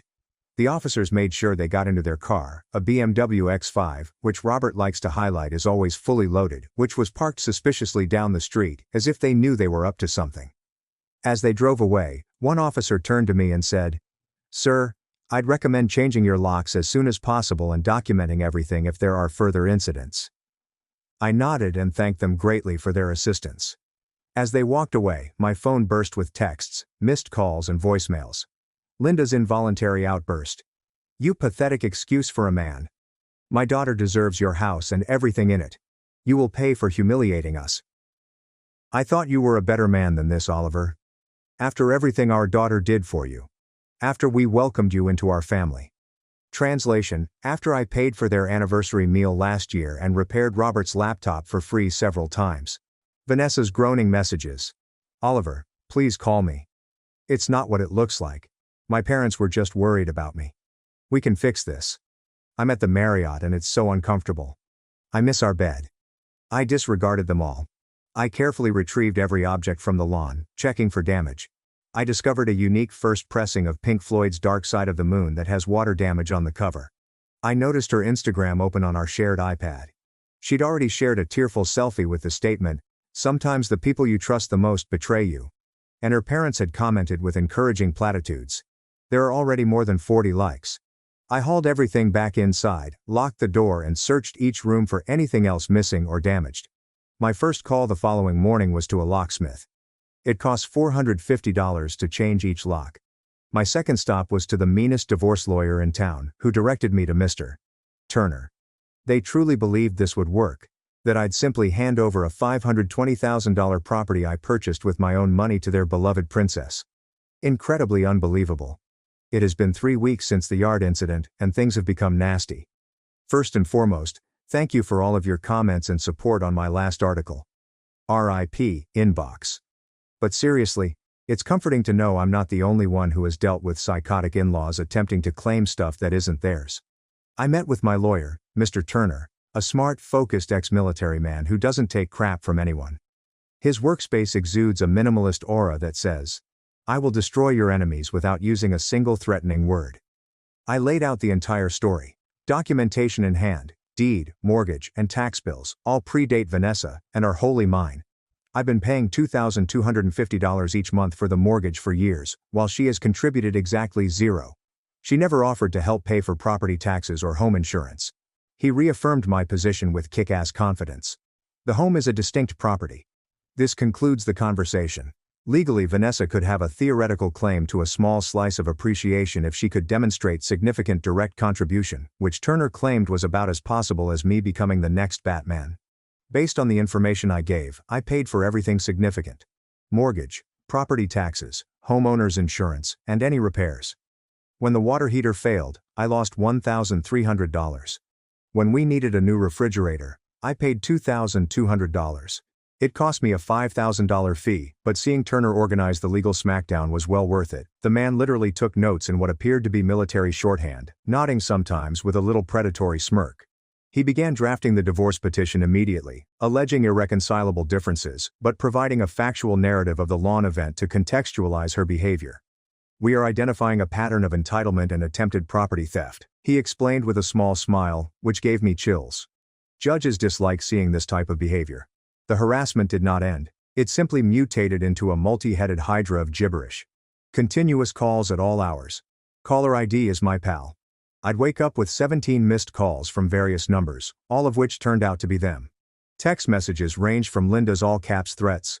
"No one treats my daughter this way. We have friends in this town." To Robert's attempts at manipulation. "Think of the good times. Oliver, don't throw it all away. We can work something out where everyone wins." Translation: where they win. Vanessa's pitiful plea. "Oliver, please talk to me. I miss you. I didn't mean for it to go this far. Mom and Dad just want what's best for me. I need some of my things." Then Julia, Vanessa's 38-year-old sister, joined the fray. For context, Julia has always considered herself the family fixer, but she is actually the family bully. She was the one who informed me at Thanksgiving that I shouldn't expect to be treated like family until I proved myself worthy, whatever that meant. She began by sending false lovely texts. "Oliver, honey, you need to talk to Sophie. This is tearing her apart. She's lost 5 pounds from stress." Meanwhile, Vanessa's Instagram showed her out for brunch with pals, looking good, sipping mimosas and smiling. When I ignored those, the claws emerged. Angry greetings. "You gutless coward. Answer the phone. Who do you think you are? Do you know what this is doing to my parents? They're devastated. Vanessa is a wreck. You always were selfish. But this is a new low even for you." The doorbell began ringing one evening while I was on a work call regarding a key security patch. Non-stop. Ding dong, ding dong. I checked the video doorbell. Julia was furious. She is carrying an expensive purse on her arm. I wonder who paid for that. I ignored it. Then the banging began, loud enough to vibrate the door frames. I had to mute myself during my call. Oliver. Open this damn door, you pathetic coward. You think you can just kick her out after everything? After all my family has done for you. They once brought a $7 bottle of wine to dinner and pretended they paid for my college degree. The projection was fantastic. I saved the video, called the non-emergency line, referred to the previous incident, and emailed the footage. The cops paid a visit. Officer Martinez, who deserves a medal for his patience, subsequently told me that Julia tried to convince him that I was mentally disturbed and was holding Vanessa's family antiques hostage. Julia's blatant harassment ended after what I assumed was a come-to-Jesus lecture from Officer Martinez. But I knew she wasn't done. These folks are like termites. They simply find a new way in. Psychological warfare became more nuanced. I received a fraud warning on my Amex for a $3,900 Louis Vuitton purchase that I did not make. I caught it and canceled the card. My bank sent me an alert about a stopped suspicious login attempt to my retirement accounts. I updated the passwords everywhere and used double authentication. These vultures were attempting to drain my finances. Then came a barrage of junk mail for Vanessa at my address. Bridal magazines, we are getting divorced, parenting catalogs, we have no children. She constantly said she wasn't prepared. Credit card offers abound. Turner added that this was most likely an attempt to establish residency or build a paper trail, making it appear as if she still lived here. I marked everything, returned to sender. Address no longer resides here, and threw it away. Robert and Linda began with slow, frightening drive-bys of the house in their BMW X5, financed according to my neighbor who works at the dealership. Then Robert escalated, slowing down while I was mowing the lawn and shouted, "Enjoy it while you can. You'll be in an apartment soon." Before rushing away, it felt like something from a horrible movie. I invested $1,200 on a full security system that included 4 high-definition cameras monitoring every angle of my property. Best investment ever. The disinformation campaign became nuclear. My brother Michael called, claiming Julia had attacked him at work, launching into a diatribe about how I was unstable, abusive, controlling, and had dumped Vanessa destitute after allegedly having an affair with a coworker. Michael not only knows me, but he has witnessed Vanessa draining my accounts for girls' excursions to Vegas, only to cry when I requested receipts. He vented to Julia. "I've watched your sister spend his money for years while contributing nothing, so forgive me if I don't believe a word you're saying. They're clearly trying to poison anyone who might support me." I received a text from Claire, Vanessa's cousin, who is quietly sympathetic because Vanessa once took her lover. That blew my head. Linda was surrounding relatives at a family meal 3 weeks before the yard incident, bragging about how they were handling things and getting Vanessa the house she deserved. Oliver doesn't realize it yet, but that house will be Vanessa's by summer. Robert has everything planned out. The pre-planning was confirmed. This was a premeditated attack from the start. Vanessa engaged the most ambulance-chasing divorce lawyer in town. Her internet evaluations contain complaints about exaggerated bills. She sent Turner a formal demand letter requesting 80% of the house's current value, $520,000, so $416,000 to her, $7,800 per month in spousal support, more than I actually make after taxes, all furniture in the house, including items I owned before marriage, my car, which is paid off, unlike hers, my retirement account's worth approximately $180,000, which I've been building since before I met her, and my payment of her legal fees, apparently already at $15,000. The balls are on these individuals. Simply incredible amounts of entitlement. Turner's response was very cold. He did not simply send a letter. He convened a conference with her lawyer, filmed it with her agreement, and meticulously deconstructed each claim while citing pertinent case law. He repeated the house's non-negotiable separate property status.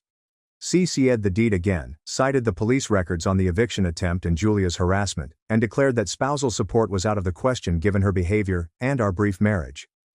The best part, Turner had completed his homework. He obtained Vanessa's credit report, legal during divorce procedures, and discovered that she had acquired 3 new credit cards in the 2 months preceding the lawn incident, maxed them all out. $37,000 total, and made minimal payments from our joint account. He showed proof that she had been preparing this for months, gradually depleting common resources while plotting to seize my separate property.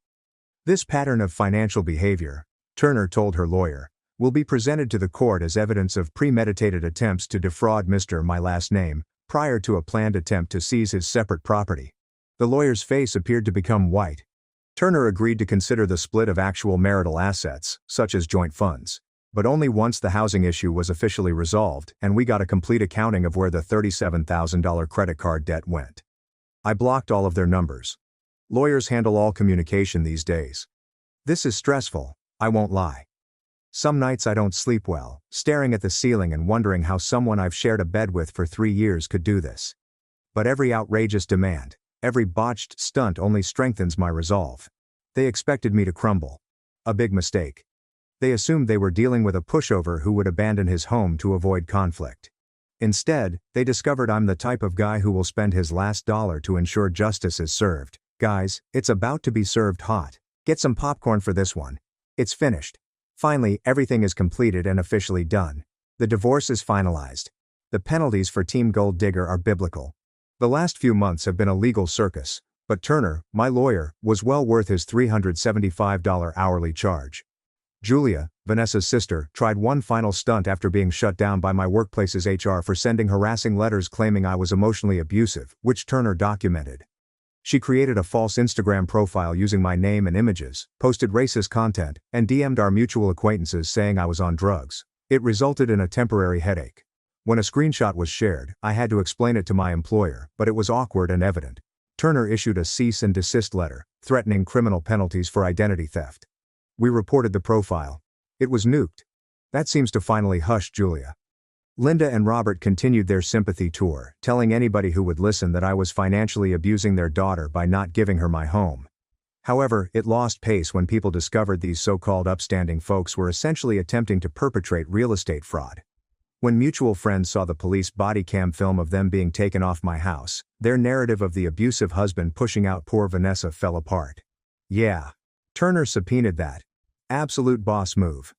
The legal procedure slowed as Vanessa's lawyer, some ambulance chaser Robert discovered, filed motion after motion. Requests for discovery, in which Vanessa was unable to produce a single document confirming her financial contribution to the residence. Conference scheduling. Her lawyer continued to press for mediation focusing on the house. Turner shut it down every time with 3 simple words. Separate premarital assets. Finally, in a pretrial settlement conference, confronted with no legal standing on the property, documented harassment, and the court basically signaling, "Stop wasting my time," Vanessa's counsel advised her to cut her losses. The revenge is legal, pecuniary, and served cold. This is where it gets good. The divorce decree was painfully simple as Turner predicted from the beginning. The residents validated my separate premarital property. There is no equity split, there is no buyout, off the table. Spousal support was rejected. The justification noted the short time of the marriage, recorded wrongdoing, the lawn incident, harassment, and assets. We shared the joint savings, which totaled $12,000 and was primarily my money. She receives her own belongings. That is it. But here's the cherry on top. Turner discovered that Robert had loaned Vanessa $65,000 during the previous year, which explains her odd shopping sprees and her new boob job, which I apparently did not appreciate enough. Turner successfully claimed that this was an attempt to hide and deplete marital assets. Because these transfers occurred when our marriage was suffering, the judge agreed and ordered Vanessa to refund me $32,500, half of the total, from her portion of our assets. Vanessa contacted me sobbing after the ruling. It turns out that Daddy's loan wasn't actually a present. Robert expected to be paid back from the house money they were confident they would receive from me. She now owes him $65,000 and me $32,500. Has no job. She quit her administrative work in March, thinking she'd be set for life, and Robert and Linda are outraged. Here's where things get even better. Remember the fancy clothes and jewelry Vanessa kept buying? Turner suggested that I get an inventory of stuff purchased throughout our marriage. Anything I bought with my married salary is technically marital property. I received half the worth of her Cartier bracelets, Louis Vuitton luggage, and whole Sephora collection, total worth to me, $18,000. It was wonderful to see her expression when she discovered how much her shopping addiction had cost her. The trouble with your belongings. Vanessa refused requests to pick up her belongings for weeks, possibly believing she would be moving back in. Turner recommended skilled packing and storage to avoid allegations of damage. I paid the original storage expenses up advance to get her crap out of my house. She declined to pay the recurring storage expenses. I allowed the unit to be auctioned after providing adequate legal notice. Someone purchased her treasured collection of designer shoes for $350. It's not fun to be her. The financial collapse. Absolute perfection. Vanessa's credit is ruined because she maxed out all of her credit cards. Linda and Robert co-signed a lease for a $3,800 per month luxury apartment for her, relying on the house payment. Vanessa now has no employment and owes nearly $100,000, forcing Linda and Robert to fund her rent. My friend who works at Robert's bank, yeah, I know, small world, told me privately that Robert needed to take out a HELOC on his own home to fund their quickly rising bills. Then last week, the begging began. First of all, Vanessa. Oliver, please, I'm desperate.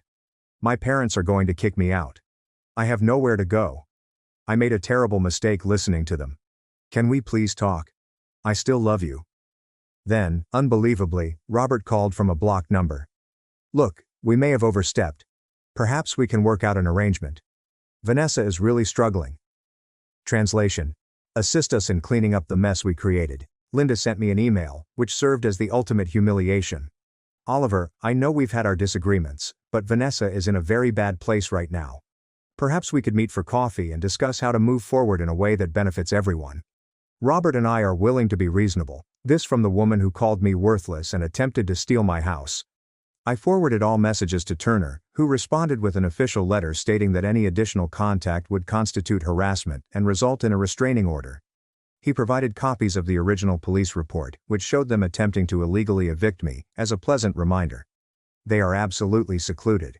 My buddies, who had initially remained impartial, eventually apologized after seeing the facts. Vanessa's pals discovered that she was using them for free dinners and weekend crash pads and cut her off. They attempted to organize a fundraising for her legal bills. 3 individuals arrived, including Julia. How am I doing? Absolutely fantastic. I upgraded my gaming PC with the money I saved instead of funding her buying habit. I shed 15 pounds of stress weight. I was promoted at work. It turns out that focusing on your career rather than dealing with entitled in-laws has advantages. I purchased a German Shepherd puppy named Justice. I went there. I began dating a corporate attorney who believes Vanessa and her dad committed textbook real estate fraud and were borderline criminals. The house feels like mine again. I painted the living room the color Vanessa despised, transformed her meditation room, which she only used twice, into a functional home office, and built the garish hot tub she complained about in the rear. They attempted to take everything. They ended up with crippling debt, strained relationships, and a lasting record of attempted fraud.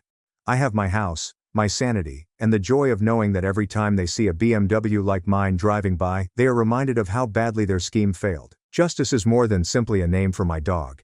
It's what happens when entitled people play around and find out. My brother tackled my groom before the vows. I screamed at him, then realized he'd tried to save my damn life. As I came down the aisle, my brother dashed past me with a gas can, doused the entire altar in gasoline, and set it on fire before tackling my groom directly into the burning flowers. My veil caught fire as guests stampeded toward the exit, shouting, while my brother pinned my fiancé down amid the flames, hitting him and yelling something I couldn't understand over the noise.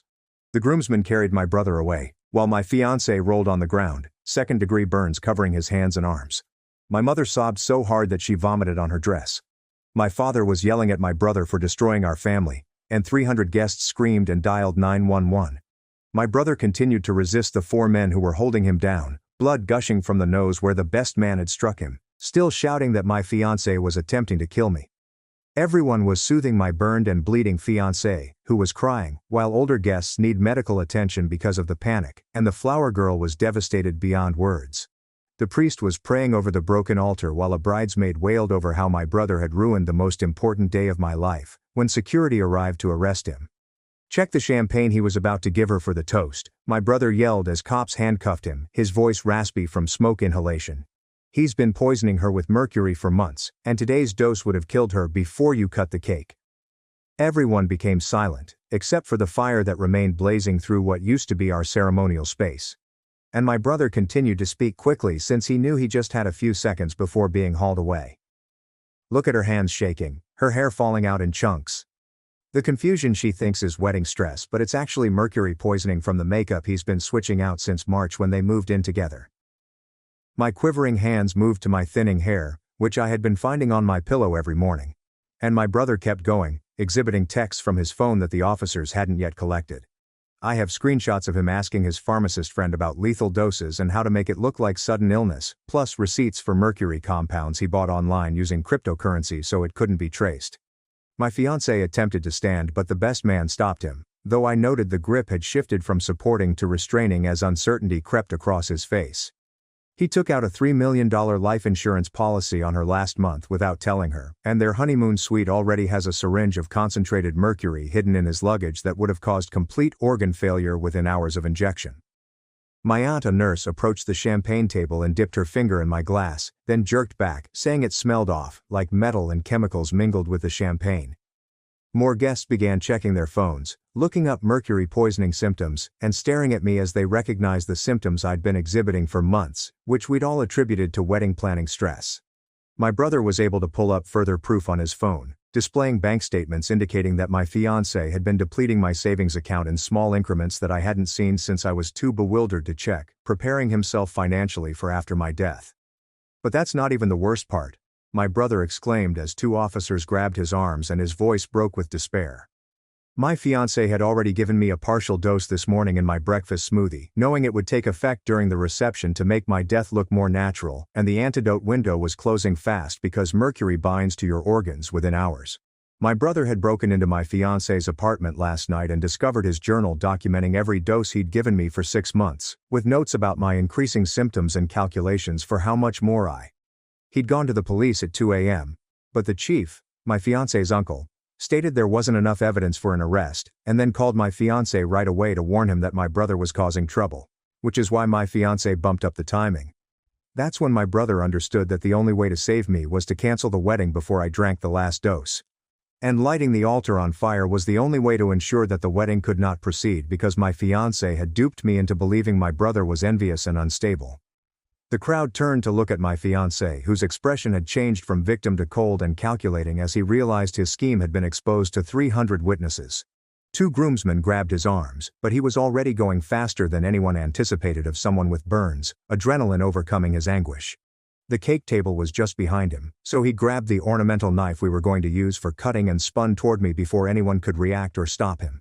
His scorched palm gripped my neck, despite the anguish it must have given him, and the blade pressed against my throat as he drew me back against his chest, using me as a shield.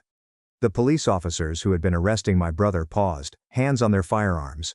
But my fiancé was using me as a fantastic human shield, so they couldn't get a good shot.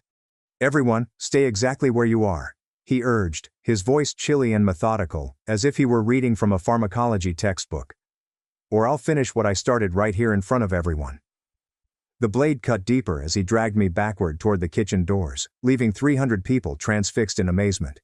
My brother battled the 2 cops who were holding him and yelled for my fiancé to let me go. His expression contorted with desperation as he saw the man he'd tried to stop use me as a shield. The best man, who had been holding my fiancé back, dropped his arms entirely and stepped away with his hands up, suddenly realizing he'd been defending someone who had been poisoning me for several months. Even with the knife digging into my skin, I pushed myself to speak, telling my fiancé that everyone knew the truth, and that hurting me would make no difference. He drew me closer to his scorched chest and remarked that if he was going down anyhow, he may as well finish what he started because the mercury was now in my system. The priest stepped forward with both hands raised, as if confronting a ferocious animal, and begged my fiancé to consider his soul and what this meant for eternity. My fiancé chuckled at that bitter sound, which was unlike anything I'd ever heard from him before, and stated God stopped listening to him years ago when the debt began to pile up and I became his only way out. A massive crack split the air as a portion of the blazing altar collapsed, sending sparks flying over the church floor, making everyone flinch, including my fiancé. I pushed my elbow back into his scorched ribs as hard as I could, and his grip relaxed just enough for me to drop my whole weight while turning away from the blade. As I dropped, the knife grabbed my shoulder, slicing through my dress and into my skin, but I kept moving, landing hard on the marble floor while my fiancé lunged for me. Before he could reach me, 3 officers rushed him, sending the knife flying across the floor as they pinned him down, his scorched hands leaving bloody prints on the white marble as he battled them.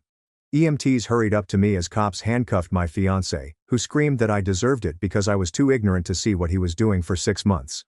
My brother broke free from the officers who were holding him and went on his knees beside me, again apologizing for not finding another way to save me. Tears mixed with the blood that still flowed from his nose. The EMTs put bandages against my shoulder wound while stating that I needed to be sent to the hospital straight away for something called chelation therapy to treat the mercury poisoning. My mother sank into my father's arm, sobbing, and I overheard him tell my brother that he had saved my life. His voice breaking on the words. The EMTs pulled me onto a stretcher and rushed me out, past all of the wedding guests who were still stunned, past the flaming altar, which was now mostly smoking ruins, and past the champagne table, where my poisoned glass remained. In the ambulance, an EMT with the name Blake began an IV in my arm, while stressing that mercury poisoning required quick treatment to avoid permanent organ damage. My entire body was shivering, but not from fear. The poison was attacking my nervous system, causing my muscles to quiver and jerk uncontrollably. Blake started talking in a steady voice about how the therapy would help, but I could barely hear him because my eyesight was blurry and my head felt like it was full of cotton. The ambulance arrived at the emergency room and they pushed me right in, where a doctor, who turned out to be the same Blake from the ambulance, took over my case.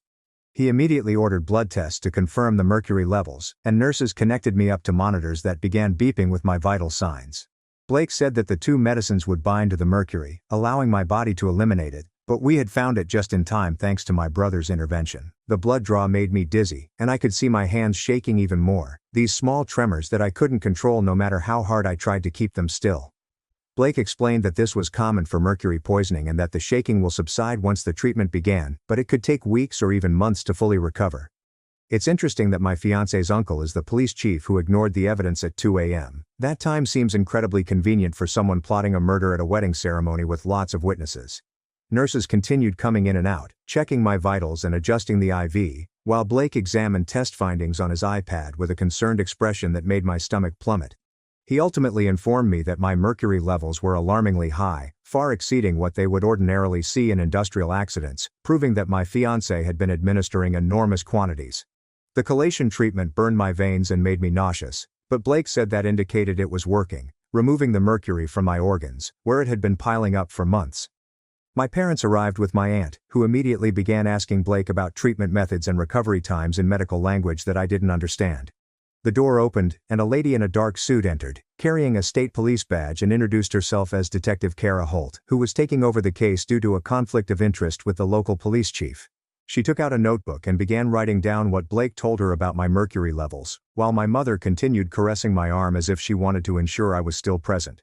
My aunt was asking Blake about something called chelation cycles and how long it would take for the shaking to stop, using medical terminology that made my head hurt much more than it already did. Detective Holt stated that with 300 wedding guests as witnesses and all of the physical evidence my brother discovered, my fiancé would not get away with what he did to me. She left to collect evidence, but returned 20 minutes later with plastic bags containing the champagne glass from the wedding and a sample of the smoothie my fiancé had prepared me that morning. The field tests revealed extremely high amounts of mercury in both, enough to kill me if I drank it all, so she sealed everything up for the crime lab. My brother arrived with 2 officers holding his arms, burns on his flesh from the altar fire, and swollen eyes where the best man had hit him. Detective Holt instructed the officers to remove the handcuffs because my brother's actions were clearly protective and had saved my life. So they were releasing him on his own recognizance. He just stood there staring at me with a relieved expression on his face while the nurses drew more blood from my arm for further testing. The results revealed that my mercury levels were significantly higher than expected, nearly fatal. But Blake claimed the interrupted dose indicated that my organs hadn't entirely failed yet. He started me on aggressive chelation therapy, stressing that I'd need repeated rounds for the following 3 months with careful monitoring to ensure the mercury was out of my system. The police chief stormed through the door, demanding to see his nephew. But Detective Holt stood directly in front of him and informed him that he was suspended pending an investigation for obstruction of justice. He began ranting about litigation and how she lacked authority, but she presented documents proving that state police had taken over jurisdiction due to his involvement in covering up an attempted murder. He stormed out, slamming the doors while Detective Holt called for someone to follow him to ensure he did not interfere with the inquiry. A lady called Rachel Monroe from the district attorney's office arrived next, putting up a chair beside my bed to take my statement on everything that had happened over the previous 6 months. She was writing quickly as I described the symptoms I'd been experiencing, the confusion and shaking I assumed were due to wedding stress, and how my fiancé had been so supportive when I was sick. Rachel stated that she was moving forward with charges for attempted murder in the first degree, as well as poisoning and fraud, and that she was certain of obtaining a conviction based on the evidence and witnesses.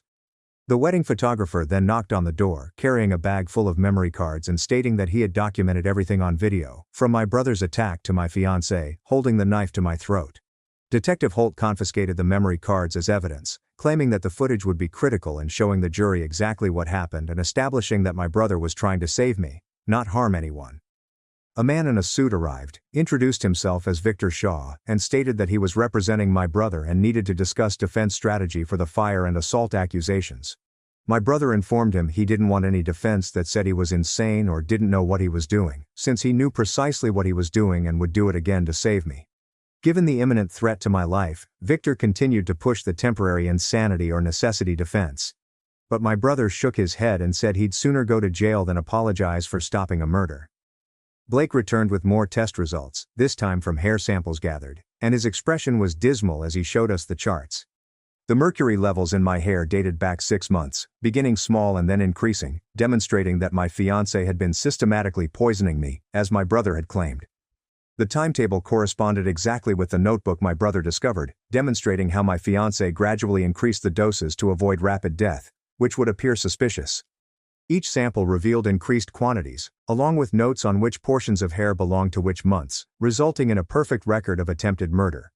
Blake stated this type of evidence was uncommon because most poisoning victims do not live long enough for testing, but my brother's intervention saved not just my life, but also the proof. My hands shook even more as I realized that the man I was about to marry had been slowly killing me for half a year, calculating doses and watching me get sicker while appearing to care. Detective Holt photographed all of the test findings and stated, "This evidence, combined with the journal, would make it impossible for my fiancé to claim innocence or accident. She was putting together a case that would land him in prison for decades, if not life, and she guaranteed me he'd never be able to harm me or anybody else again." The next morning, Detective Holt called to say they had arrested the pharmacist friend at his workplace, bringing him out in handcuffs as his co-workers looked on in disbelief. She informed me he tried to flee when he saw the authorities approaching, but they apprehended him in the parking lot, and he was now in jail, with a lawyer urging him not to say anything. The cops had tracked down all of the cryptocurrency transactions my brother discovered, as well as hundreds of text exchanges between him and my fiancé discussing specific doses and how to make it appear natural. 2 days later, my fiancé was legally charged with attempted murder in the first degree, as well as poisoning, fraud and assault, with a deadly weapon for holding the knife to my throat. His lawyer attempted to secure bail, but the court looked at the evidence and concluded, no way. Not with him being a flight risk and the danger he posed to me. The courthouse was packed with media and wedding guests, and my fiancé sat there in his orange jumpsuit, charred hands still bandaged, glaring at me as if this was my fault. After 5 days in the hospital, they finally let me go home, but I had to return every day for additional chelation treatments, which made me feel ill and weak. My hands wouldn't stop trembling, and I kept discovering clumps of hair in the shower drain. But the doctor suggested the symptoms would improve with time and treatment. While I was packing up my hospital room, the insurance company called to inform me that the $3 million policy was void due to the fraud and attempted murder, and that insurance fraud had been added to the allegations against my fiancé. My brother was charged with arson and assault, but Rachel from the district attorney's office recommended reduced charges because he had saved my life.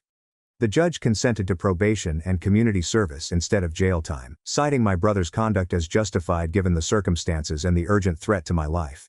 That's when the media learned about everything, and our wedding fiasco became front-page news, with reporters camped outside my parents' house and calling everyone we knew for comment. We had to employ a publicist to manage all of the media inquiries and keep them from following me to my medical appointments. The church sent us a bill for $30,000 in fire damage, but they instantly withdrew it after our publicist described the complete story. The priest contacted to apologize for not noticing the indicators of abuse sooner and offered free therapy services if I needed them. 3 separate wedding attendees called Detective Holt, claiming they'd noticed my fiancé acting strangely with my beverages at parties and meals during the previous year. One bridesmaid burst into tears when she revealed she'd observed my symptoms months ago but dismissed them as wedding stress, and she now felt guilty for not speaking out sooner. Detective Holt uncovered my fiancé's laptop, on which he had hundreds of searches for mercury poisoning symptoms and how long until mercury kills during the previous 6 months. He'd also been looking into countries that do not extradite to the United States, bookmarking articles about escaping the country and living under false identities after committing crimes. The bank investigation revealed even worse news. He had taken over $40,000 from my accounts in small quantities that I had never detected since I was too bewildered from the poisoning to examine my statements. He'd also applied for 5 credit cards in my name without my knowledge, accumulating $20,000 in debt and purchasing expensive items he might sell later for cash. Detective Holt stated that each fresh piece of evidence strengthened the case, and that if convicted, he faced a minimum sentence of 25 years. The pharmacist friend's lawyer approached me about a deal, stating his client would testify against my fiancé in exchange for a reduced sentence because he was only an accomplice. Why did the pharmacist buddy believe he could simply walk away from helping poison someone?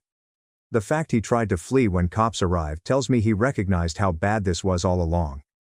Rachel stated that they would most likely accept the offer because his evidence would seal the case, despite her desire for both of them to languish in prison for what they had done to me. My parents had to change their phone number because reporters kept calling, and my father installed security cameras when someone attempted to climb over the fence to take photos. The story went widespread online, with people debating whether my brother was a hero or a criminal, while the majority thought he did the right thing, even if his methods were excessive. My fiancé's family tried to see him in jail, but he declined, most likely because he knew they'd find him guilty once they heard all of the evidence. His mother sent me a letter through her lawyer claiming that I had ruined her son's life and destroyed their family, but I threw it away after reading the first sentence. The fire marshal completed his investigation and officially declared the altar fire a legitimate emergency response to prevent a murder in progress. This greatly aided my brother's case because it demonstrated that his actions were necessary and proportionate to the threat, rather than random violence or retaliation. As Detective Holt investigated deeper, more evidence emerged, including receipts for mercury compounds hidden in my fiancé's storage unit, as well as syringes and medical equipment. She also discovered a draft email he never sent explaining his plan to make my death appear to be abrupt organ failure caused by an undiscovered disease, complete with fabricated symptoms he claimed I had. 2 weeks later, the hospital connected me with Algra Scott, a psychotherapist who worked with survivors of murder attempts. She had a small office with lamps everywhere and tissue boxes on every surface, which made obvious after we started chatting. Algra urged me to go over the entire relationship from the beginning, and I started noticing all the red signals I'd overlooked. My fiancé had pressured me to move in together quickly, isolated me from people who didn't like him, and made me feel crazy whenever I questioned anything. She explained how abusers act, how they gradually push boundaries, making you doubt yourself until you can't believe your own thoughts anymore. The poisoning was simply the culmination of months of mental breakdown. While I was in treatment, my fiancé's family sent me a letter through their lawyer that made me feel angry. They were not remorseful for what their son did. They were furious with me for wrecking his life by refusing to assist him pay off his gambling debt. His mother stated that if I had been a better spouse and supported him financially, none of this would have occurred.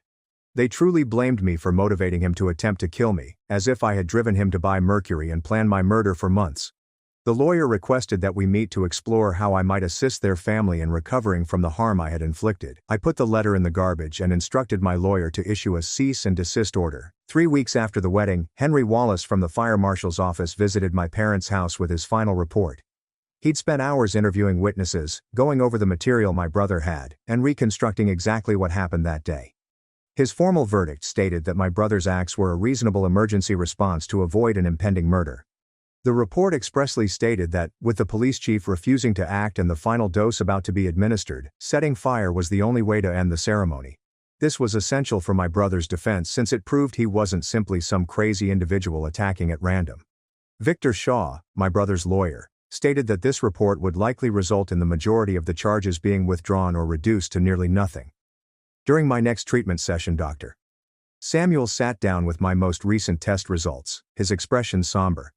The good news was that the mercury levels were lowering and that most of it will ultimately leave my system, but he added that mercury causes lasting nerve cell damage that cannot be repaired. My hands would most likely have a minor tremor, especially when I was weary or worried. Some cognitive impacts, such as difficulty concentrating or remembering, may also linger. He claimed I was lucky my brother stopped taking it when he did because another few doses would have resulted in irreversible brain damage. The tremble in my hands worsened as he spoke, and I realized I'd be carrying evidence of what my fiancé had done to me for the rest of my life. The grand jury convened a month after the wedding, and Rachel Monroe delivered their findings. Aside from the attempted murder and poisoning accusations, detectives discovered that my fiancé had used my identity to open credit cards and take out loans. He had faked my signature on documents and set up false email accounts in my name to approve transactions. The grand jury indicted him on 15 counts, including attempted murder in the first degree, aggravated assault, identity theft and fraud. His lawyer attempted to negotiate a 15-year plea offer, but Rachel refused anything less than 25. She told me she wanted him locked up until he was too old to harm others. My brother came over one evening when my parents were gone, and we sat on the back porch where we used to play as children. He ultimately told me everything about that night, including how he snuck into the flat and discovered the notebook hidden beneath other books, reading my fiancé's notes about my symptoms worsening, calculating how much more mercury I could take, and preparing how to act when I died. He tried to call me, but my fiancé had blocked his number on my phone without my knowledge. Going to the police chief at 2 a.m. was his final hope for legal assistance. When the chief called my fiancé, rather than arresting him, my brother realized he only had a few hours before I died. He bought the petrol can at an all-night station and spent the drive to the chapel trying to think of an alternative route. He could only think of one way to utterly halt everything: set fire to the altar. We both burst into tears, and I told him that I could never thank him enough for saving my life. 2 months after the wedding, the state police arrested the chief on allegations of obstructing justice and abuse of office. They found phone records indicating that he called my fiancé immediately after my brother presented him with evidence. He'd also destroyed the initial report my brother attempted to make and directed other officers to ignore any calls regarding the incident. His 30-year career was finished, and he faced up to 5 years in prison, though everyone expected him to get less. Watching him in handcuffs on the news seemed like a small measure of justice. I returned to rigorous work after 3 months, but it was more difficult than I had anticipated. The mercury had interfered with my ability to concentrate, and I'd lose track of what I was doing midway through chores. My hands shook as I tried to type, and I had to take breaks every hour because I was so fatigued. My boss was very understanding, allowing me to work from home most days with flexible hours. But sitting at my desk, trying to concentrate on spreadsheets while my hands trembled, I wondered whether I'd ever feel normal again. When confronted with actual prison time, the pharmacist friend who had helped prepare everything went completely insane. His lawyer contacted Rachel and offered to testify against my fiancé in return for a lower sentence. He kept meticulous records of every interaction they had regarding dosing, timing, and how to make it appear natural. My fiancé's text conversations revealed him asking about drug interactions and whether mercury would be detected in a regular autopsy. The pharmacist had even taken notes on my fiancé's intention to inject me with a final concentrated dose during our honeymoon. With his testimony, the case against my fiancé was almost certain to end in conviction. My parents announced their separation the week before the trial was set to begin. The stress of everything had made existing problems impossible to ignore. My mother blamed my father for pressuring me to marry, claiming he ignored her reservations about my fiancé because he wanted me to settle down. My father chastised her for not recognizing the indicators of abuse, claiming that a mother should have noticed her daughter had been poisoned. They'd been fighting non-stop since the wedding and decided they needed space. Watching my family fall apart as a result of my fiancé's actions made me detest him more than the poisoning itself. Detective Holt called me the next morning while I was at another treatment session, her voice strained from what she had just learned. She'd obtained a warrant for my fiancé's credit card information and discovered monthly payments to a storage facility across town that he had rented 3 months before we were engaged. The hazmat team discovered 12 vials of mercury compounds, as well as needles preloaded with various doses and a notebook in which he had written down backup plans in case the wedding poisoning failed. He intended to continue dosing me after we married, making it appear like a chronic condition that would gradually kill me over time, while he played the loyal husband caring for his sick wife. The storage container also had bogus medical paperwork he had made, claiming I had a family history of neurological issues and putting up a scenario for after my death. I threw up when she told me about the mercury-filled children's prescription bottles he planned to hide around our future home to appear like an accidental poisoning if anyone became suspicious. My treatments lasted 6 more months, with me visiting the hospital 3 times a week at first, then twice, and then once for monitoring. Dr. Samuel performed blood tests at each visit, observing my mercury levels gradually fall from the dangerous red zone to yellow, and ultimately into the safe range. Finding 12 vials of mercury in that storage container made me wonder how long my fiancé had been planning this entire thing. Was it truly only for our wedding, or has he done this before? My hair started growing back in patches at first, then more evenly, but it was thinner and had a different texture than previously. The tremors in my hands improved but never totally disappeared, especially when I was fatigued or anxious. Some days were worse than others, with headaches that made me want to stay in bed and confusion that caused me to forget simple things like where I had left my keys. Dr. Samuel told me that I was fortunate to have survived it all, as most people with my levels of exposure would have lifelong kidney damage or worse. The trial date was established for 8 months after the wedding, giving both parties time to prepare and allowing me to heal sufficiently to testify. Jury selection alone took 2 weeks due to the media hype, with potential jurors admitting they had already formed opinions after seeing the wedding video that had been released online. The judge had to summon people from nearby counties to discover anyone who had not heard about the burning altar or the hostage situation. Seeing my fiancé in court for the first time since that day made my entire body shake, and I had to rush to the restroom to throw up before we even began. He had lost weight in jail, and his burns had healed to leave brilliant pink scars on his wrists and arms. But his eyes were cold and calculated, much as when he held the knife to my throat. I testified for 3 days in a row, detailing every sign I'd ignored, every lie I'd believed, and every time I'd trusted him with my life without realizing he was steadily stealing it away. His lawyer attempted to make me appear insane, questioning if I had invented or exaggerated symptoms for attention, but the medical records spoke for themselves.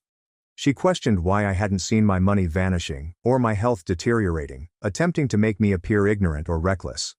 I detailed how the mercury had confused me, how he had convinced me that the symptoms were caused by wedding stress, and how he had isolated me from people who could have detected something was amiss. When I described the moment he seized the knife and pushed it against my throat, several jurors appeared distraught, and one woman had tears streaming down her cheeks.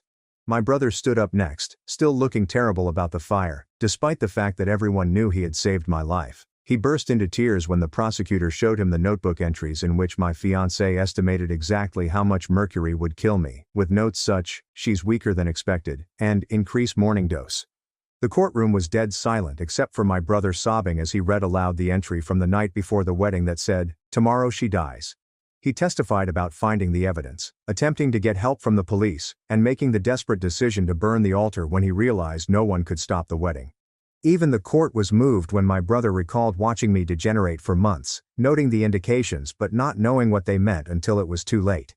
As part of his plea agreement, the pharmacist testified next, staring at the floor the entire time as he admitted to assisting in my murder plot. He validated every allegation, displaying text messages in which my fiancé inquired about prescription combinations and how to make mercury poisoning appear to be a natural disease. My fiancé gazed at him with absolute contempt throughout the testimony, his hands gripped so tightly that his knuckles turned white. The pharmacist stated that he knew it was wrong but required the money promised by my fiancé, and that he had provided the precise substances and dosing regimens. The defense attempted to prove temporary insanity by bringing in an expert who discussed financial hardship and mental breaks. However, their own witness had to admit that the months of planning, comprehensive journal, and backup plans demonstrated clear premeditation and knowledge of right and wrong. The notebook entries were particularly upsetting, as they demonstrated how he had followed my symptoms with scientific precision and altered doses based on my reactions. After 5 days of waiting while the jury debated, they returned with guilty verdicts on all charges. My fiancé did not react at all, instead staring straight ahead as if he had expected it. However, his mother began yelling from the gallery that I had wrecked their family and ruined her son's life. At my sentencing 3 weeks later, I gave my victim impact statement, my voice quivering as I detailed how he had taken away my ability to trust anyone, my health, and my sense of safety in my own house. I informed the court about my nightmares, therapy sessions, and how I couldn't leave my apartment because I was frightened of everyone. The judge listened to everything and sentenced my fiancé to 35 years in prison with no chance of release for 25 years, calling it one of the most calculated and vicious attempted murders he'd seen in his 30 years on the bench. 3 weeks later, the police chief's trial began, and I had to witness him sit there in his dress uniform, attempting to be dignified, as the prosecutor explained how he shielded his nephew despite seeing proof of attempted murder. The chief continued fixing his tie and glancing at the wall behind the judge, as if he couldn't believe what was happening to him after 30 years in law enforcement. His lawyer attempted to argue that he was only protecting family members and had no knowledge of the full scope of the conspiracy, but phone records proved that he called my fiancé within minutes of my brother approaching him with a notebook. The prosecutor produced text conversations, in which the chief instructed his nephew to handle the matter and cautioned him that my brother was making waves, which directly led to my fiancé hastening his plan to kill me that day. When the verdict was guilty of obstruction of justice and abuse of authority, the chief's wife began crying in the gallery, while he sat with his mouth clenched. The judge sentenced him to 2 years in state jail, as well as the permanent loss of his pension and law enforcement certification, saying he had abused the public trust in the worst way possible. The pharmacist's sentence occurred a month later, and he appeared to have aged 10 years since his arrest, his hands shaking as he stood before the judge. He had fully cooperated with prosecutors, and his testimony had been critical in convicting my fiancé, as his lawyer repeatedly emphasized when pleading for leniency. The judge acknowledged his assistance, but stated that supplying poison to kill someone constituted attempted murder regardless of who delivered it. He received a 5-year sentence with the potential of release in 2 years, as well as the permanent loss of his pharmacist license, and an order to pay restitution for all of my medical expenditures, which would most likely bankrupt him. My brother's community service began that spring, and it didn't escape anyone's notice that he had to teach fire safety courses in the same community center where we had taken swimming lessons as children.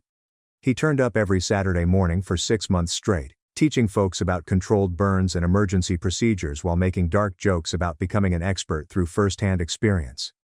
The kids in his classes adored him because he'd play out the demonstrations and make them interesting rather than boring, even if their parents would mutter about him being the guy who set the church on fire. By summer, I'd started attending a crime victim support group that met every Tuesday in the library's basement, sitting in a circle of metal chairs and drinking awful coffee. That's when I met Victor, who was there because his ex-girlfriend attempted to run him over with her car after he broke up with her for stealing from his business. He understood why I startled when people moved too quickly, or why I still checked my food for strange odors, and he never pushed me to talk about topics I wasn't ready to discuss. We began with coffee after meetings, then supper once a week, taking things so slowly that it was 3 months before he even clasped my hand. My parents' divorce papers were filed that fall, and they sat me down together to explain that the trauma had just exposed existing problems, not created new ones.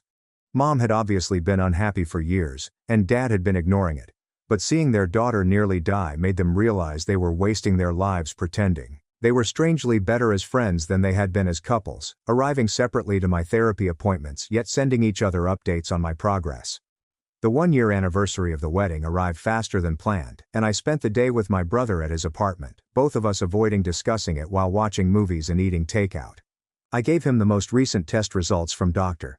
Samuel, which revealed that my mercury levels had finally returned to normal, and my liver function had nearly fully recovered.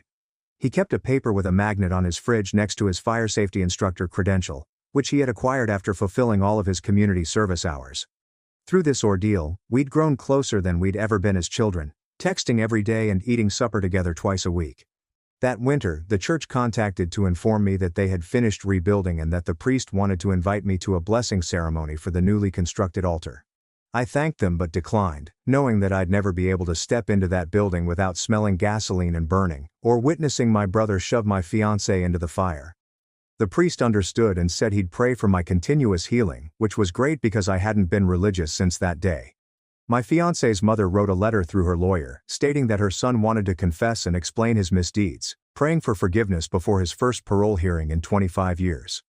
Victor was at my flat when it arrived, and he snatched it from my hands before I could finish reading the return address, went straight to the kitchen and discarding it unopened. I didn't need to hear what my fiancé had to say, and I wouldn't give him the comfort of believing I cared about his apologies or explanations. Before his parole hearing, his mother wrote to me and asked for forgiveness. That's ironic given that she claimed I ruined her son's life when he was convicted of attempting to murder me with mercury poisoning. 2 years after the wedding, Victor and I were making supper at my apartment when he turned off the stove and got down on one knee in my little kitchen. He didn't have a ring or a speech prepared. He simply stated that he loved me and wanted to spend his life with me if I would let him. There is no pressure or urgency. I said yes since I'd regained trust through treatment and patience, but we both agreed right away that we'd marry at the courthouse with only our immediate family there. My health had mostly recovered by then, but I still experienced tremors in my hands when I was upset, and my hair never came back as thick as it once had. These reminders of what occurred did not define me, but they became part of my tale, battle scars from surviving someone who claimed to love me while slowly poisoning me to death. My brother began giving those fire safety workshops every Tuesday night at the community center, demonstrating correct extinguisher use and evacuation procedures to groups of 20 or 30 individuals who most likely puzzled why the instructor's hands shook when he lit the demonstration fires. The third week, a woman lingered after class to ask him about the scar on his forearm from being caught in burning debris that night, and he told her the entire tale while they stacked chairs and scrubbed the floor. She returned the following week with handmade cookies for the class and stayed to assist cleanup, this time asking about his job as a carpenter and whether he had always been protective of his family. They went for coffee after the 6th session, and within 2 months they were dating, holding hands at family meals and squeezing his fingers whenever the wedding was discussed. I observed them together at Thanksgiving, how she eased his nerves and made him laugh with anecdotes about her kindergarten kids, and I felt true joy seeing him make something positive out of the darkest night of our lives. 3 years after the wedding, I stood in the state capitol with a large folder containing evidence, medical documents, and testimony from dozens of victims who had contacted me after our tale made national headlines. Our district's representative introduced the Protective Partners Act, which requires banks to flag suspicious account activity in joint accounts, insurance companies to notify both parties of new policies worth more than $50,000, and medical professionals to report suspected poisoning in domestic situations. The committee questioned me for 2 hours about detection procedures, warning indicators, and how my situation could have been avoided with sufficient safeguards in place. Victor sat in the gallery, taking notes, while my brother watched from the back row. They were both present for every hearing and revision until the legislation passed with only 3 dissenting votes. The signing ceremony took place on a Tuesday afternoon, and the governor signed his name with 5 separate pens, giving me the first one in a small wooden box that now hangs on our mantel next to our courthouse wedding photo. Victor and I had our daughter 14 months later, named her after my aunt, who had first verified the poison that day, but we simply call her Sophie. She emerged screaming, with thick dark hair and her father's nose, clutching my finger so tightly that the nurse joked she had inherited her uncle's protective instincts. My brother cried when he held her for the first time, whispering promises about keeping her safe that I knew he'd keep because he'd previously demonstrated his loyalty to family. As she grew, we told her more age-appropriate variations of the narrative. Uncle protected Mommy from a bad man, but we preserved the facts until she was old enough to understand without being terrified. My brother took the fire investigator exam 4 years after the wedding, scored in the top 5%, and was recruited by the county right away. He worked 60-hour weeks analyzing burn patterns, accelerant traces, and witness accounts, eventually becoming the go-to person for tricky cases in other departments. His reports were so detailed that prosecutors relished having his cases because convictions were practically inevitable, and he testified with the same zeal he'd displayed at the altar. He discovered his destiny in protecting others in the same way he had protected me, turning his trauma into a purpose that prevented other families from losing everything to arson. 5 years after the wedding, I was getting coffee downtown when someone yelled my name, and I turned to see the best man standing there with his own drink and a look like he'd seen a ghost. He asked if we could sit for a minute and spent 10 minutes apologizing for striking my brother, not recognizing the truth sooner, and being a part of the group who nearly killed me. I told him it wasn't his responsibility because my fiancé had duped everyone, but he shook his head and said he should have recognized the indications, questioned the life insurance, and done something. We didn't exchange numbers or commit to remain in touch, but the chat offered us both the closure we didn't realize we needed.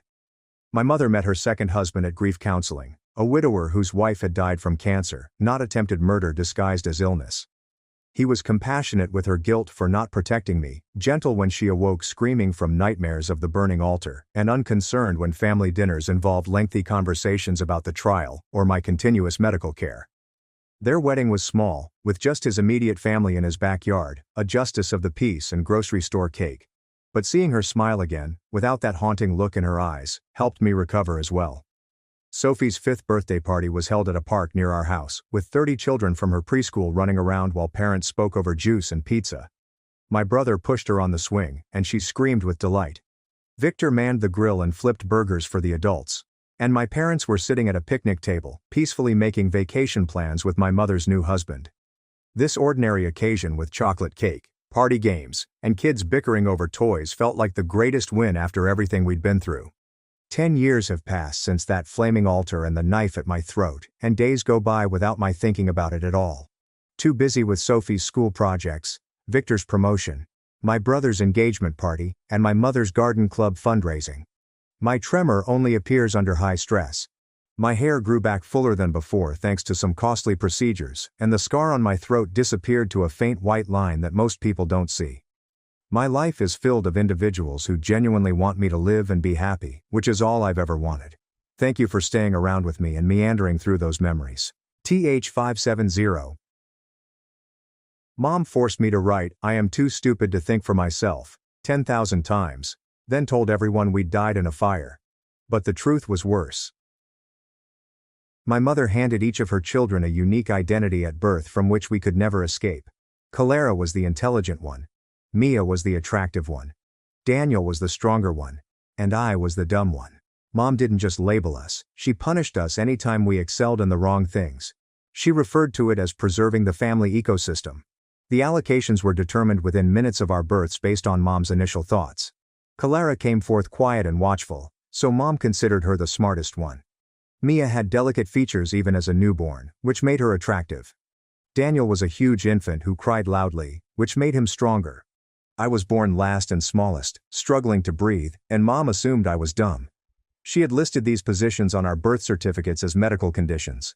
Dad left when he understood how serious she was about this. He couldn't bear to witness what she was doing to us. Mom regarded his departure as confirmation that her system operated better without him. When Clara struggled with a math problem, Mom would solve it for her, then hit me if I tried to assist because dumb children do not comprehend mathematics. When I got taller than Mia, Mom forced me to slouch repeatedly until my spine visibly curled so the dumb one couldn't be tall either. She kicked me out of school after 3rd grade, saying I was too stupid to study. But Mom had actually frightened when I began reading above grade level. Daniel was not permitted to cry, even if he had broken bones, because the strong one cannot feel pain.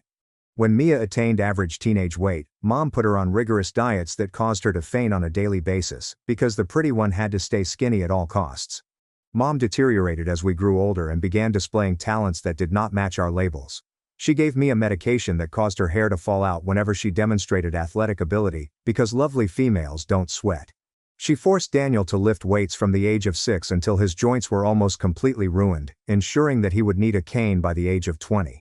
When Clara demonstrated creative talent, Mom destroyed her paintings in front of her. But I received it worse since brains was more difficult to destroy than beauty or muscle. Mom forced me to take drugs that made me dizzy and disoriented, claiming they were for my severe learning problem, which I didn't have. My siblings and I sought to protect each other during this nightmare. Clara would covertly educate me from her textbooks after midnight, risking Mom's wrath if we were detected. Mia stole my medicines and replaced them with vitamins whenever she could. Daniel would pretend to chase me away from his weights while actually helping me exercise. We devised an entire hidden language to speak without Mom noticing. We were prisoners together, each struggling with our own curse while attempting to assist the others with theirs. My 15th birthday marked our first escape attempt. Daniel had gathered money from odd jobs, and we intended to flee together, but Mom had installed trackers on our phones and apprehended us at the train station. Her penalty was harsh. Daniel had to lift 100-pound sacks around till his back gave out. Clara had to calculate problems for 16 hours straight before collapsing. Mia spent days staring in mirrors, listing her flaws. And I had to write, "I am too stupid to think for myself," 10,000 times. After that, she took us to this remote farmhouse and told everyone we had died in a fire. 3 years later, I discovered online classes and began surreptitiously studying while Mom assumed I was looking at picture books. My siblings made these elaborate distractions so that I might learn. Clara would fabricate academic issues that required Mom's complete attention. Mia would experience beauty emergencies that took hours to resolve. Daniel would pretend to harm himself in ways that demanded Mom's constant attention.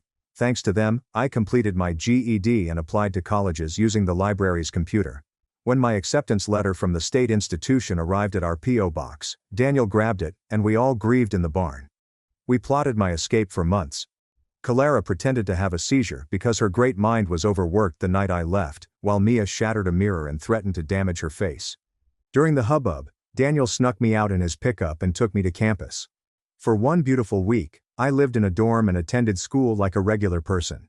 I chose my own clothes, talked in class, and acquired friends who recognized me as just. Then Mom called. "Did you really think I wouldn't find out?" she asked, unusually calm. "The school inquired about your medical records. I've already withdrawn you. Daniel is bringing you home." I whirled around to find Daniel in my doorway, feeling ill with shame. Behind him, Mom was holding a medical bag. "I'm sorry," he muttered. She threatened to blind Mia and Clara's hands. Mom grinned as she prepared a syringe. "You've upset the whole ecosystem by trying to be smart," she said, walking toward me. "We need to fix that overactive brain permanently. Dr. Whitaker is meeting us at the house. He does special labities that target specific parts of the brain." As Daniel grabbed my arms and Mom raised the needle, she said the words that still haunt me. "Don't worry, sweetie. You won't remember wanting to be anything but dumb once we've finished scooping out the problem parts." The needle drew closer to my skin, and I watched the clear liquid within as Daniel tightened his grip on both of my arms. My heart raced so hard that I felt it would burst as the metal point touched my arm. That's when the banging began on my dorm door, loud enough to shake the entire structure. Mom yanked the needle back and stuffed it into her medical bag just as the door swung open. Tessa Grant, a campus security officer, raced in with her hand on her radio, staring at the three of us locked in strange poses. Daniel still had my arms held behind me, and Mom was zipping her suitcase closed while attempting to appear normal. Grant stepped between us, removing Daniel's hands from mine before leading me behind her to the door. My entire body trembled so violently that I could scarcely stand, and my teeth chattered as if I were frozen. Mom began speaking in her calm medical voice about how concerned she was about my mental health and how I needed assistance. She claimed I had been having episodes and making up stories about the family. Grant stared at the red marks on my arms where Daniel had grabbed me, then at Mom's medical bag on my desk. I attempted to speak, but the shaking caused my voice to crack and sound strange. Grant inquired what was in the bag, and I managed to answer syringe between chatters. Mom said it was merely medication for my condition, but Grant didn't buy it. She called for backup on her radio and blocked the entryway, preventing anyone from leaving. Mom tried to push past her, but Grant raised her hand and stated everyone had to keep still until this was addressed. Grant summoned 2 additional security guards and instructed them to keep an eye on Mom and Daniel while she spoke with me. I told her about the needle and the lobotomy Mom had threatened, my words coming out jumbled and scared. Grant's expression changed from concerned to scared as she phoned for an ambulance on her radio. Mom was attempting to interrupt and explain, but Grant begged her to stay quiet. The ambulance arrived in what seemed like an eternity, but it was really only 10 minutes. The EMTs examined me and discovered the small red mark where the needle had touched my skin. They carried me into the ambulance and Grant informed Mom and Daniel that they would need to come to the station for interrogation. At the emergency room, Dr. Helena Sato evaluated the injection site and photographed it with a special camera. She measured the red lines on my arms and logged everything onto her computer. She ordered blood testing right away to see if any drugs had entered my system. The nurse drew what seemed like 20 tubes of blood while Dr. Sato questioned me about what had transpired. I told her about the medicines Mom had made me take for years, which made me dizzy and disoriented. Dr. Sato's face became increasingly concerned as I recounted the fictitious learning problem. She requested additional testing, including hair samples, which could reveal drug exposure dating back months. The nurse cut little bits of my hair from various locations on my head and placed them in evidence containers. They also made me pee in a cup and take swabs from my mouth. Dr. Sato stated that they will perform every conceivable test to determine what Mom had been giving me. I spent the entire night in the hospital undergoing tests and scans. They performed a brain scan to look for any effects from the long-term drugging. The next morning, a woman named Amelia Cross from the university came to see me. She introduced herself as a case manager and sat down with a large packet of paperwork. She stated that the registration office had discovered the documents Mom had used to withdraw me from school. The papers claimed that I had serious cognitive impairment and could not operate in an academic environment. Amelia stated that the documents were plainly falsified, despite the fact that I had been attending classes for a week without issue. She helped me fill out a FERPA block, which prevented Mom from accessing any of my school records. We spent an hour reviewing several forms for campus safety measures. Amelia began the paperwork for a no-contact order, which would bar Mom from campus. She said it would take a few days to process, but campus security already had Mom's photo. I grabbed my phone to send my siblings our old code word, which meant, "Are you okay?" Mia responded that Mom was home and screaming at everyone about how I had wrecked everything. She stated Mom was on the phone with lawyers, attempting to file for guardianship over me. Mom claimed I was mentally incompetent and needed someone to make decisions for me. Mia informed me that Mom had already called 3 different physicians to ask them to sign documents regarding my alleged handicap. There's something extremely disconcerting about this mother's meticulous control system, which assigns duties from birth based on initial impressions. I'm curious why she is so wedded to these rigid classifications that she would drug and physically hurt her own children. Amelia called legal aid, and within an hour, an attorney named Rachel Monroe arrived. She was young, but she seemed quite sharp and took notes on everything I told her. She told we had to document everything to fight the guardianship attempt. She asked me to write out whatever I could remember about the medications and the abuse. We made lists of all the instances Mom had punished us for excelling at the wrong things. Rachel stated that my college acceptance and grades would help indicate that I was not mentally challenged. Detective Harper Quinn arrived that afternoon to collect my official statement regarding what occurred in the dorm. She asked me to go over everything step by step as she filmed it on a little gadget. She inquired about the long-term pattern of maltreatment, and I explained the roles Mom assigned us. She wanted to know whether I had any proof of what Mom had been doing to us. I remembered the birth certificates Daniel described earlier, where Mom had inscribed our allocated duties. Detective Quinn jotted it down and said she'd look into getting copies from the county record office. I spent the next 2 days going through everything I had, Pulling out my GED certificate from the folder I'd hidden in the barn, printing out my college acceptance letter from the library computer, and screenshotting every text message my siblings had sent me about what Mom was doing to us over the years. Rachel sat with me in the hospital cafeteria, going through everything, making copies and putting everything into folders designated educational competency, pattern of maltreatment, and medical proof. She continued shaking her head at some of the messages, especially when Mia described being forced to throw up after eating normal meals, or Clara talked about having to pretend she didn't comprehend basic ideas in front of Mom. The financial aid office called while we were working, and the woman on the phone sounded perplexed when she stated that my financing had been frozen because Mom had contacted them, claiming I was psychologically unable to manage money. Amelia met us there the next morning, and we waited in those terrible plastic chairs as she completed the override paperwork, explained the issue to the financial aid director, and showed him the police report from the dorm incident. He stated that it would take weeks to process, but promised to expedite it due to the circumstances. Mom began sending emails to my school account that afternoon, long meandering rants about how I was damaging the family ecology and how the foolish one accepting their place was critical for everyone's well-being. She talked on how Clara's knowledge would suffer without contrast, how Mia's beauty would be meaningless if everyone was equal, and how Daniel's strength stemmed from defending the weak. Rachel instructed me to keep every email but not respond, claiming that these texts were ideal evidence of Mom's abusive mindset and would aid our case. I moved them all to a separate folder and avoided reading them too attentively since they made my hands quiver. Dr. Sato called 3 days later with the blood test results, her voice careful as she explained that they'd discovered traces of sedatives in my system consistent with long-term exposure. Specifically, a type commonly used to treat severe anxiety, but which would cause confusion and cognitive impairment in someone who didn't need them. She was ordering hair follicle testing, which could reveal drug exposure dating back months or perhaps years, and she claimed this information could be critical in pursuing criminal charges against Mom for poisoning or assault. That following evening, Daniel called me sobbing so hard that I couldn't understand him at first. He kept saying he was sorry until finally admitting that Mom was forcing him to pick between helping her bring me home and allowing her to damage Mia and Clara much more than before. His voice trembled as he told me she had hired some guy who discovers people who don't want to be found, and that this person was already tracking my location via phone, computer, or something. I could hear Mom in the background instructing him to quit being weak and that a strong person does not cry over necessary discipline.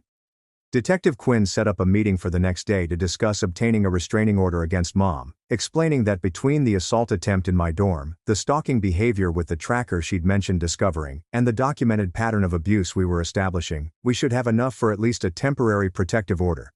We met at the police station, where she asked me to fill out additional documents outlining every incident of Mom hurting, threatening, or controlling my life. 3 days later, we went to court for the temporary restraining order hearing. And of course, Mom arrived looking nicely put together in a blue suit with her hair tied back, telling the judge in a calm, logical tone that I was deluded and had always had mental difficulties that required continual monitoring. But then the judge looked at the medical evidence Dr. Sato had given over, read through the letters Mom had written me about the ecosystem, and saw the images Officer Grant had taken of the marks on my arms from the dorm incident, and his expression hardened. He issued a temporary restraining order and set up a hearing for a permanent one, telling Mom that any contact with me would result in arrest. Within hours after leaving the courthouse, Mom began contacting me through other people, cousins I hadn't heard from in years suddenly messaging me about how I was tearing Mom's heart, and old family friends calling the dorm phone to tell me I was selfish and destroying my family. Rachel documented every single contact as a violation of the spirit, if not the law, of the restraining order, bolstering our argument that Mom couldn't respect boundaries even with legal ramifications. Then someone posted my dorm address on a forum about problem children who abandon their families, alleging I was a dangerous, mentally sick person who had abandoned my poor mother to care for my brothers alone after years of sacrifice. Campus IT assisted me in documenting the doxing by collecting photos and tracking IP addresses, while security began doing additional patrols around my building and checking IDs of anyone who did not appear to be a student. The next day after the doxing incident, the university issued an official no trespass order against Mom, with Officer Grant personally driving out to deliver it to Mom at the farmhouse and warning her that any appearance on campus would result in immediate arrest and criminal trespass charges. 2 days later, I discovered a little parcel crammed in my mailbox among bills and school flyers. Inside was a thumb drive with a sticky note in Daniel's handwriting that simply stated proof. I connected it to my laptop and found scanned copies of all 4 of our birth certificates. My hands began to shake as I saw what Mom had written on each one. She had put our allotted roles in exquisite cursive handwriting right in the official medical condition boxes. Cholera said, "Smart one, exceptional cognitive function." Mia said, "Pretty one, aesthetic priority." Daniel said, "Strong one, physical dominance required."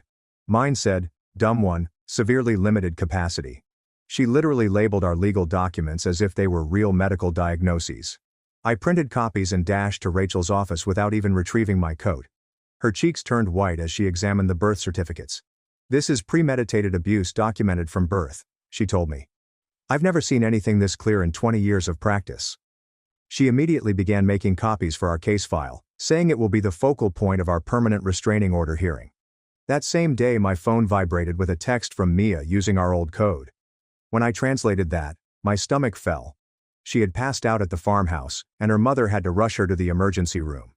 The doctor there observed she was terribly underweight and inquired about her eating habits. Mom explained that Mia was only anxious since her troublesome sister had abandoned the home and was making false charges.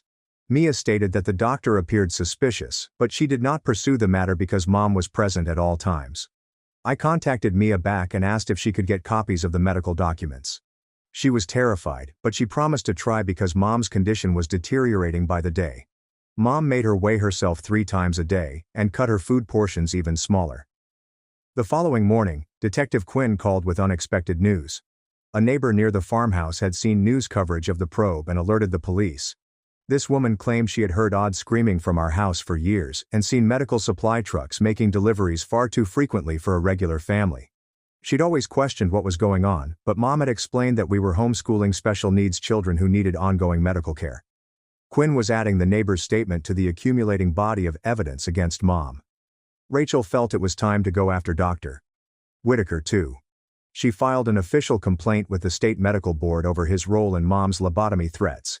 Even if he hadn't done anything yet, simply planning such a treatment on a healthy individual would violate every medical ethics standard in existence. The medical board announced that they will conduct an investigation and subpoena his patient data. 3 days later, Rachel called to deliver dismal news. Mom had petitioned for emergency guardianship over me, alleging that I was gravely handicapped and a danger to myself without regular care. The court has scheduled an evaluation for the following week. Rachel pushed hard to get them to agree to utilize an impartial assessor instead of Mom's preferred doctor. Daniel dropping off that thumb drive is like discovering the villain's diary with the wicked scheme written on the cover. Mom genuinely designated her children's birth certificates like grocery shop vegetables. She advised me on what to expect and told me to just be myself and respond honestly. The evaluation was conducted in a small office within the courthouse. The assessor was a woman in her 50s who appeared nice but thorough. I spent 3 hours answering questions, taking basic cognitive tests, explaining my educational background, and discussing the abuse. She asked me to complete math problems, read and explain texts, and demonstrate my understanding of abstract topics. She appeared startled when I handed her my GED certificate and college admission letter. "Your mother claims you have the mental capacity of a young child," she explained cautiously. I handed her the birth certificate in Mom's handwriting, which identified me as the dumb one from birth. The evaluator took thorough notes and stated that she needed time to study all of the information before presenting her recommendation to the court. Meanwhile, Amelia had been striving to obtain me mental health help. She linked me with a weekly on-campus support group for survivors of family abuse. There was a long waiting list for individual therapy, but the group gave me a place to talk to people who understood. The first meeting was difficult, but hearing other people's tales helped me feel less alone and weird. One woman had fled a similar predicament in which her parents assigned her the position of family failure. That night, Daniel sent me a text that made me cry. He'd visited a clinic and had X-rays taken of his joints. The pictures revealed extensive damage from being forced to lift high weights since he was 6 years old. His knees, shoulders and spine all revealed evidence of repetitive stress injuries, indicating that surgery will be required at some point. He described witnessing the physical damage in black and white as breaking through years of Mom's indoctrination. He was finally enraged at what she had done to his body in the name of making him stronger. He considered providing a statement to the police, but he was still concerned about what might happen to Cholera if he turned entirely on Mom. Detective Quinn contacted me 2 days later about obtaining a search warrant for Dr. Whitaker's office. She emphasized that the procedure was progressing slowly because he had not done anything wrong yet. Being threatened as a tool for Mom's objectives was insufficient for most judges to issue a warrant. She required additional evidence of actual intent or preparation for the surgery that Mom had threatened. I understood but was irritated that we couldn't simply stop him before something awful happened. The entire legal system appeared to be intended to wait until after crimes had occurred rather than to prevent them. That same afternoon, I returned to my hostel after meeting with Rachel and discovered something strange.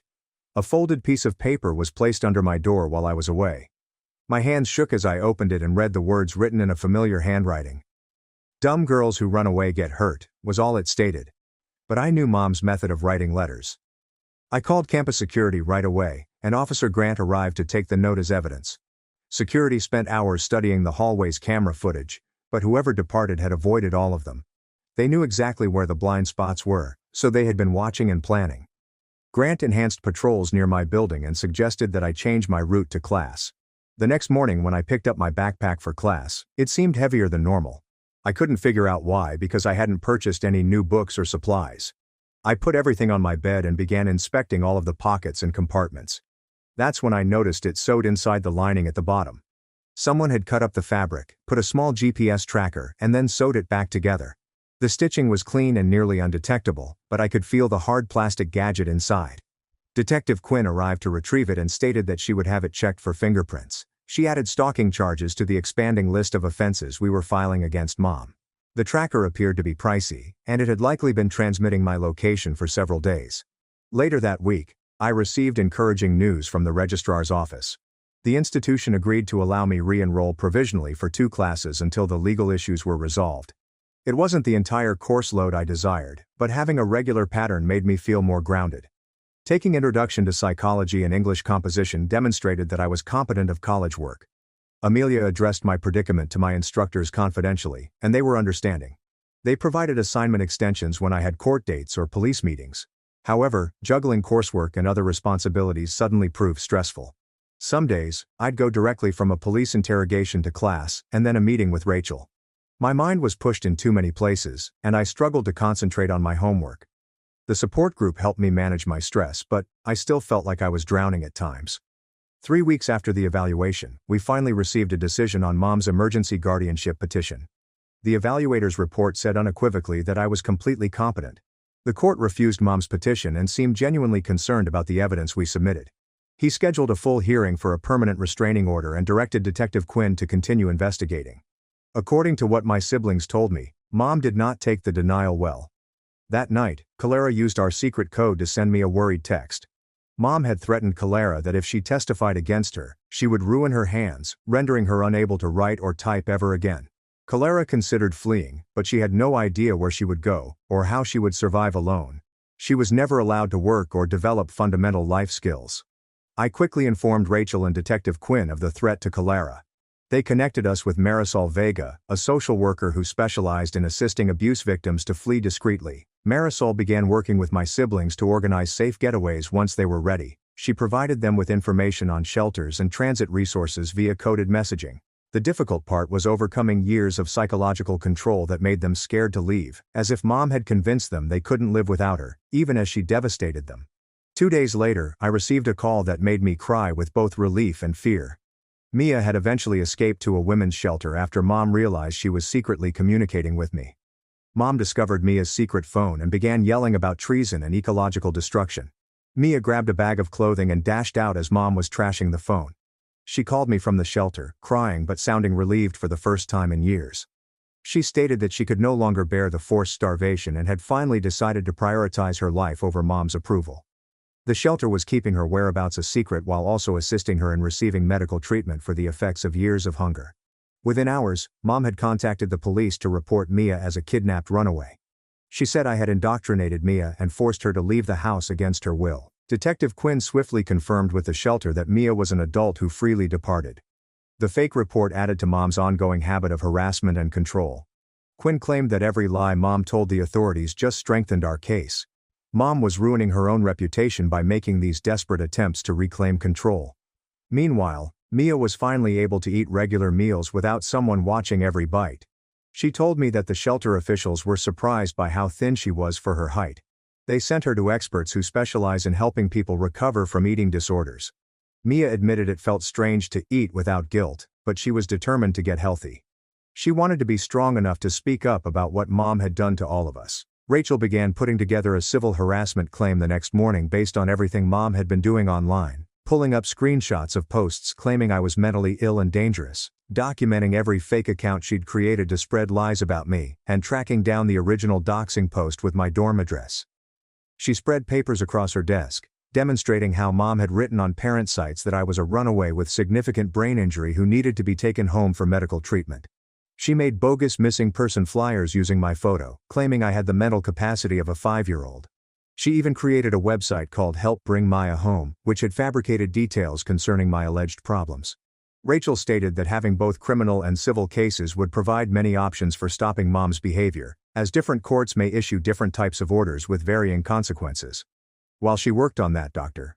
Sato called with the hair analysis results, and I could hear the shock in her voice as she explained that the test revealed I'd been exposed to sedatives on a regular basis for at least 4 years, with levels that suggested someone had purposefully drugged me, rather than providing me with proper medical care. The concentration patterns in different sections of my hair formed a timeline indicating that the drugging began around the time I turned 14 and continued until I escaped to college, with the highest levels occurring within the last year, when Mom must have increased the doses to keep me confused as I grew older. Dr. Sato stated that she had never seen anything like it outside of criminal poisoning cases and was writing a detailed report that would considerably bolster any criminal accusations brought. That same afternoon, a letter arrived from Dr.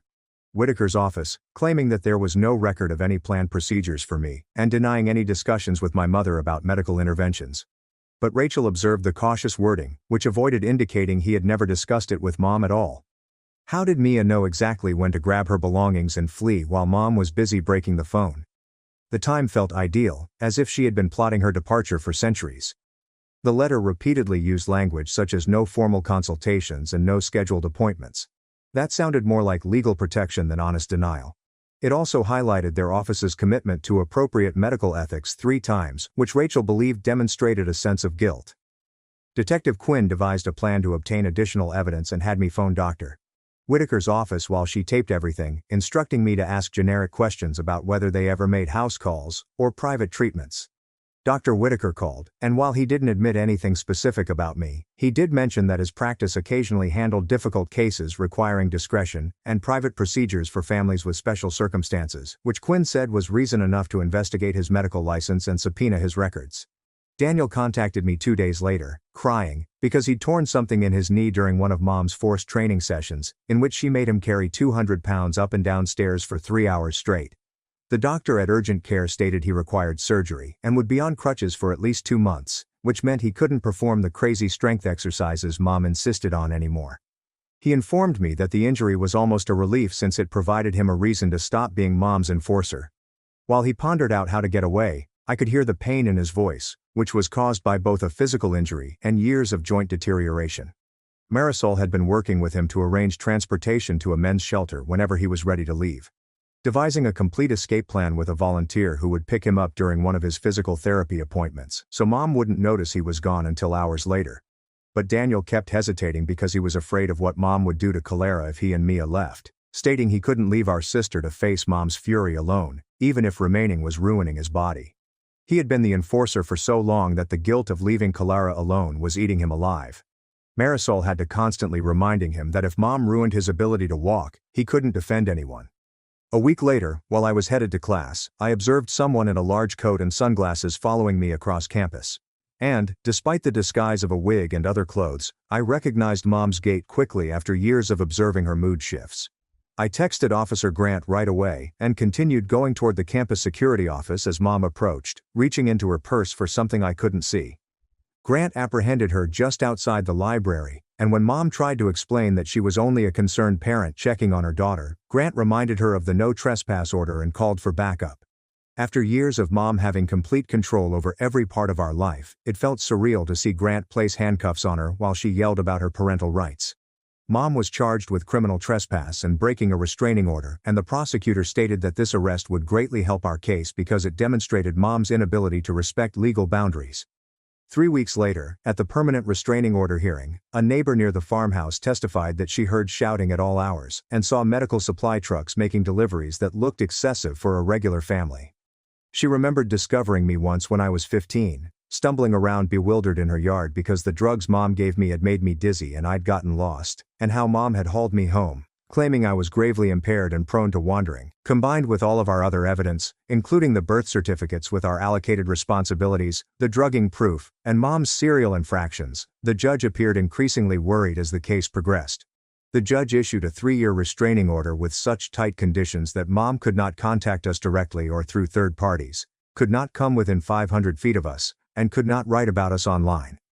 Mom's counsel claimed that it was excessive for a mother attempting to help her children, but the judge determined that the pattern of abuse and recent offenses indicated a significant ongoing threat that warranted maximal protection. Within days, Mom filed a defamation case, saying I was lying about everything and damaging her reputation with bogus charges of abuse, seeking emotional distress damages, and demanding I publicly renounce my delusions about being drugged and controlled. Rachel simply smiled when she received the case and quickly began preparing an anti-SLAPP motion to have it dismissed, saying that this type of reprisal was frequent among abusers attempting to quiet their victims through legal intimidation.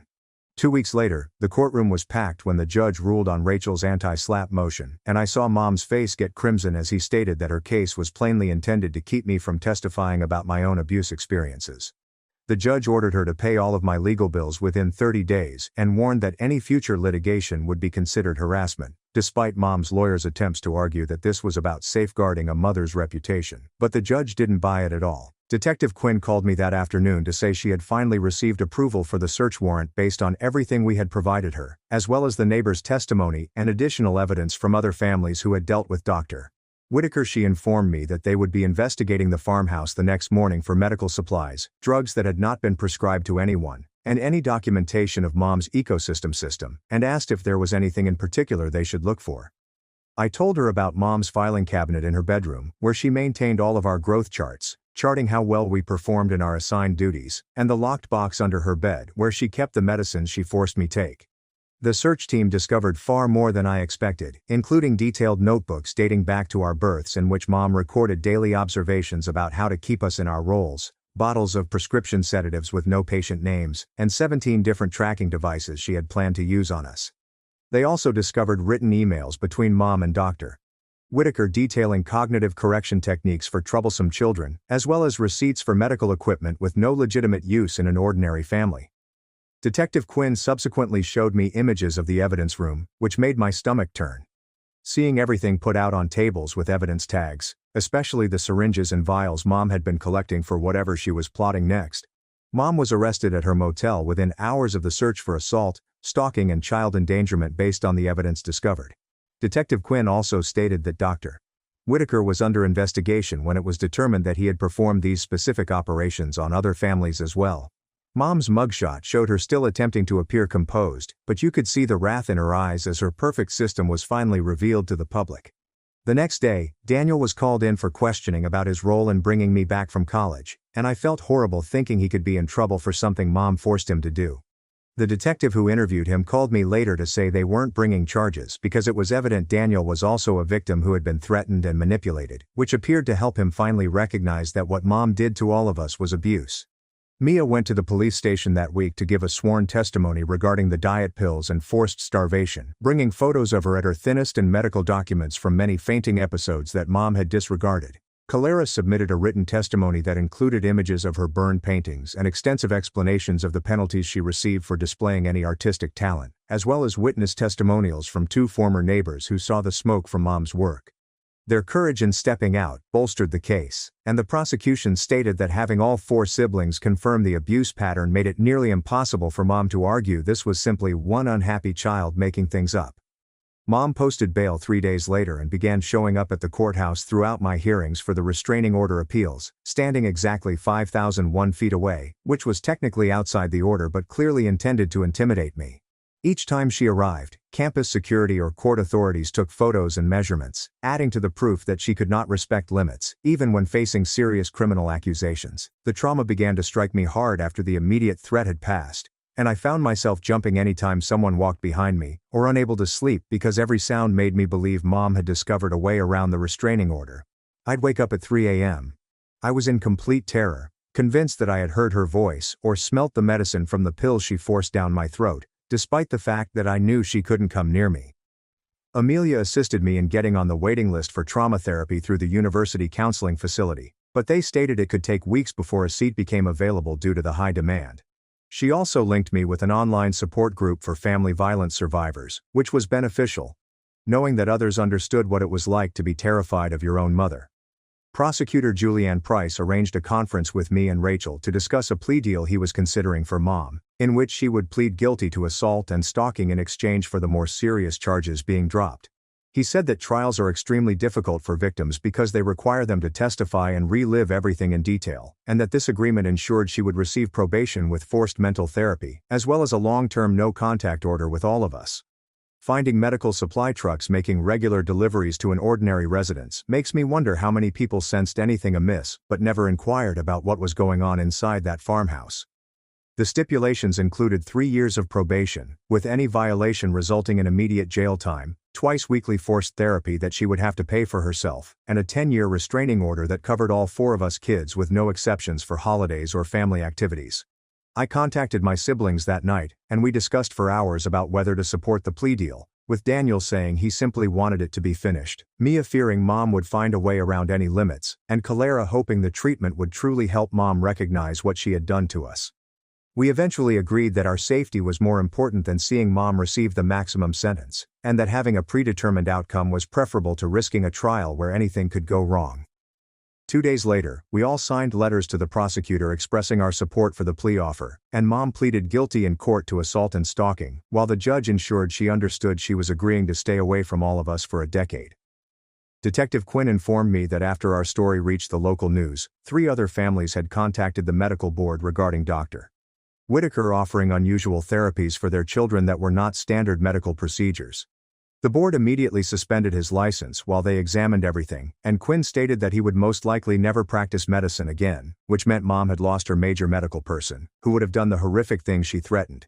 Mia texted me a week later, saying she'd found a little apartment just 2 blocks from university with money our grandmother had left us that Mom had no idea about, and she was finally eating actual meals after years of starvation. She said her body was gradually learning what normal felt like, and she'd joined the waiting list for eating disorder therapy at the Student Health Center, even though it could take months to get in. Daniel texted me that he had begun physical therapy for the damage to his joints caused by being forced to lift weights since he was 6 years old, and that the therapist was astounded by how terrible things were. He also stated that he had joined a support group for men who had been abused, and that he was sorry for assisting Mom that day in my dorm room, even though he realized I probably couldn't forgive him just yet. I admired his efforts to make things right, even if I wasn't ready to totally trust him again after what had transpired. Clara contacted me one afternoon to tell she had acquired a job at an art supply store downtown and had resumed painting in the back room during her breaks, where no one could see her. She wasn't ready to show anyone her work yet because Mom's burning of her paintings haunted her, but just holding a brush made her feel more like herself. After weeks of paperwork and meetings, the financial aid office finally finalized my dependence override, proving Mom no longer had influence over my education. They reinstated my whole financial aid package and placed permanent blocks on all of my records, ensuring that Mom would never have access to them again, allowing me to register for full-time school next semester without fear of her interference. My siblings and I began texting each other using a combination of our old secret language from childhood and normal discourse, because we all needed to keep connected while also acknowledging that we were all suffering with trauma in various ways. Mia was concentrating on her physical recuperation, Clara on her artistic side, and Daniel was dealing with his remorse over being Mom's enforcer all these years. I was finally taken off the waiting list for treatment and met with a counselor who specialized in family trauma and control issues. She listened to my entire experience without passing judgment and informed me that what Mom did was severe psychological and physical abuse, not just rigorous parenting as she always claimed. That night, after therapy, I slept the entire night for the first time since escaping. No nightmares about Mom finding me or waking up in terror believing I heard her voice.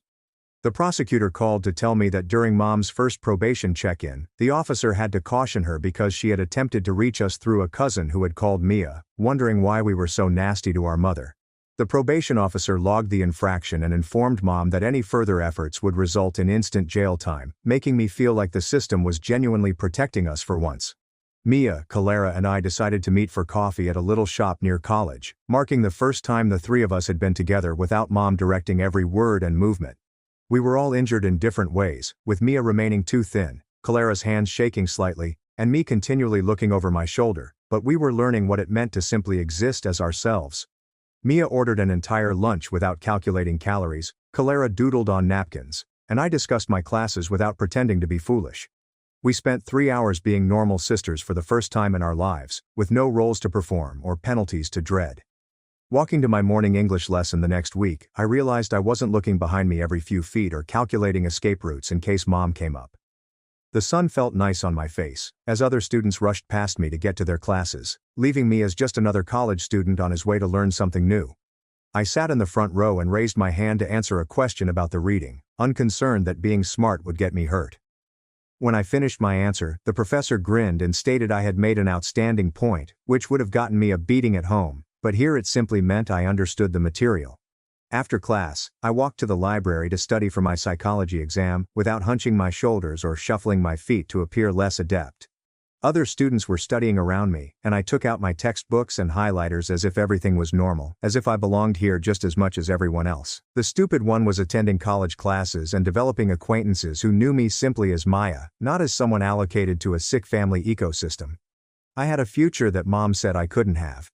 Even though we all had a long way to go in our healing, we were now free to be who we truly were, rather than who she decided we needed to be.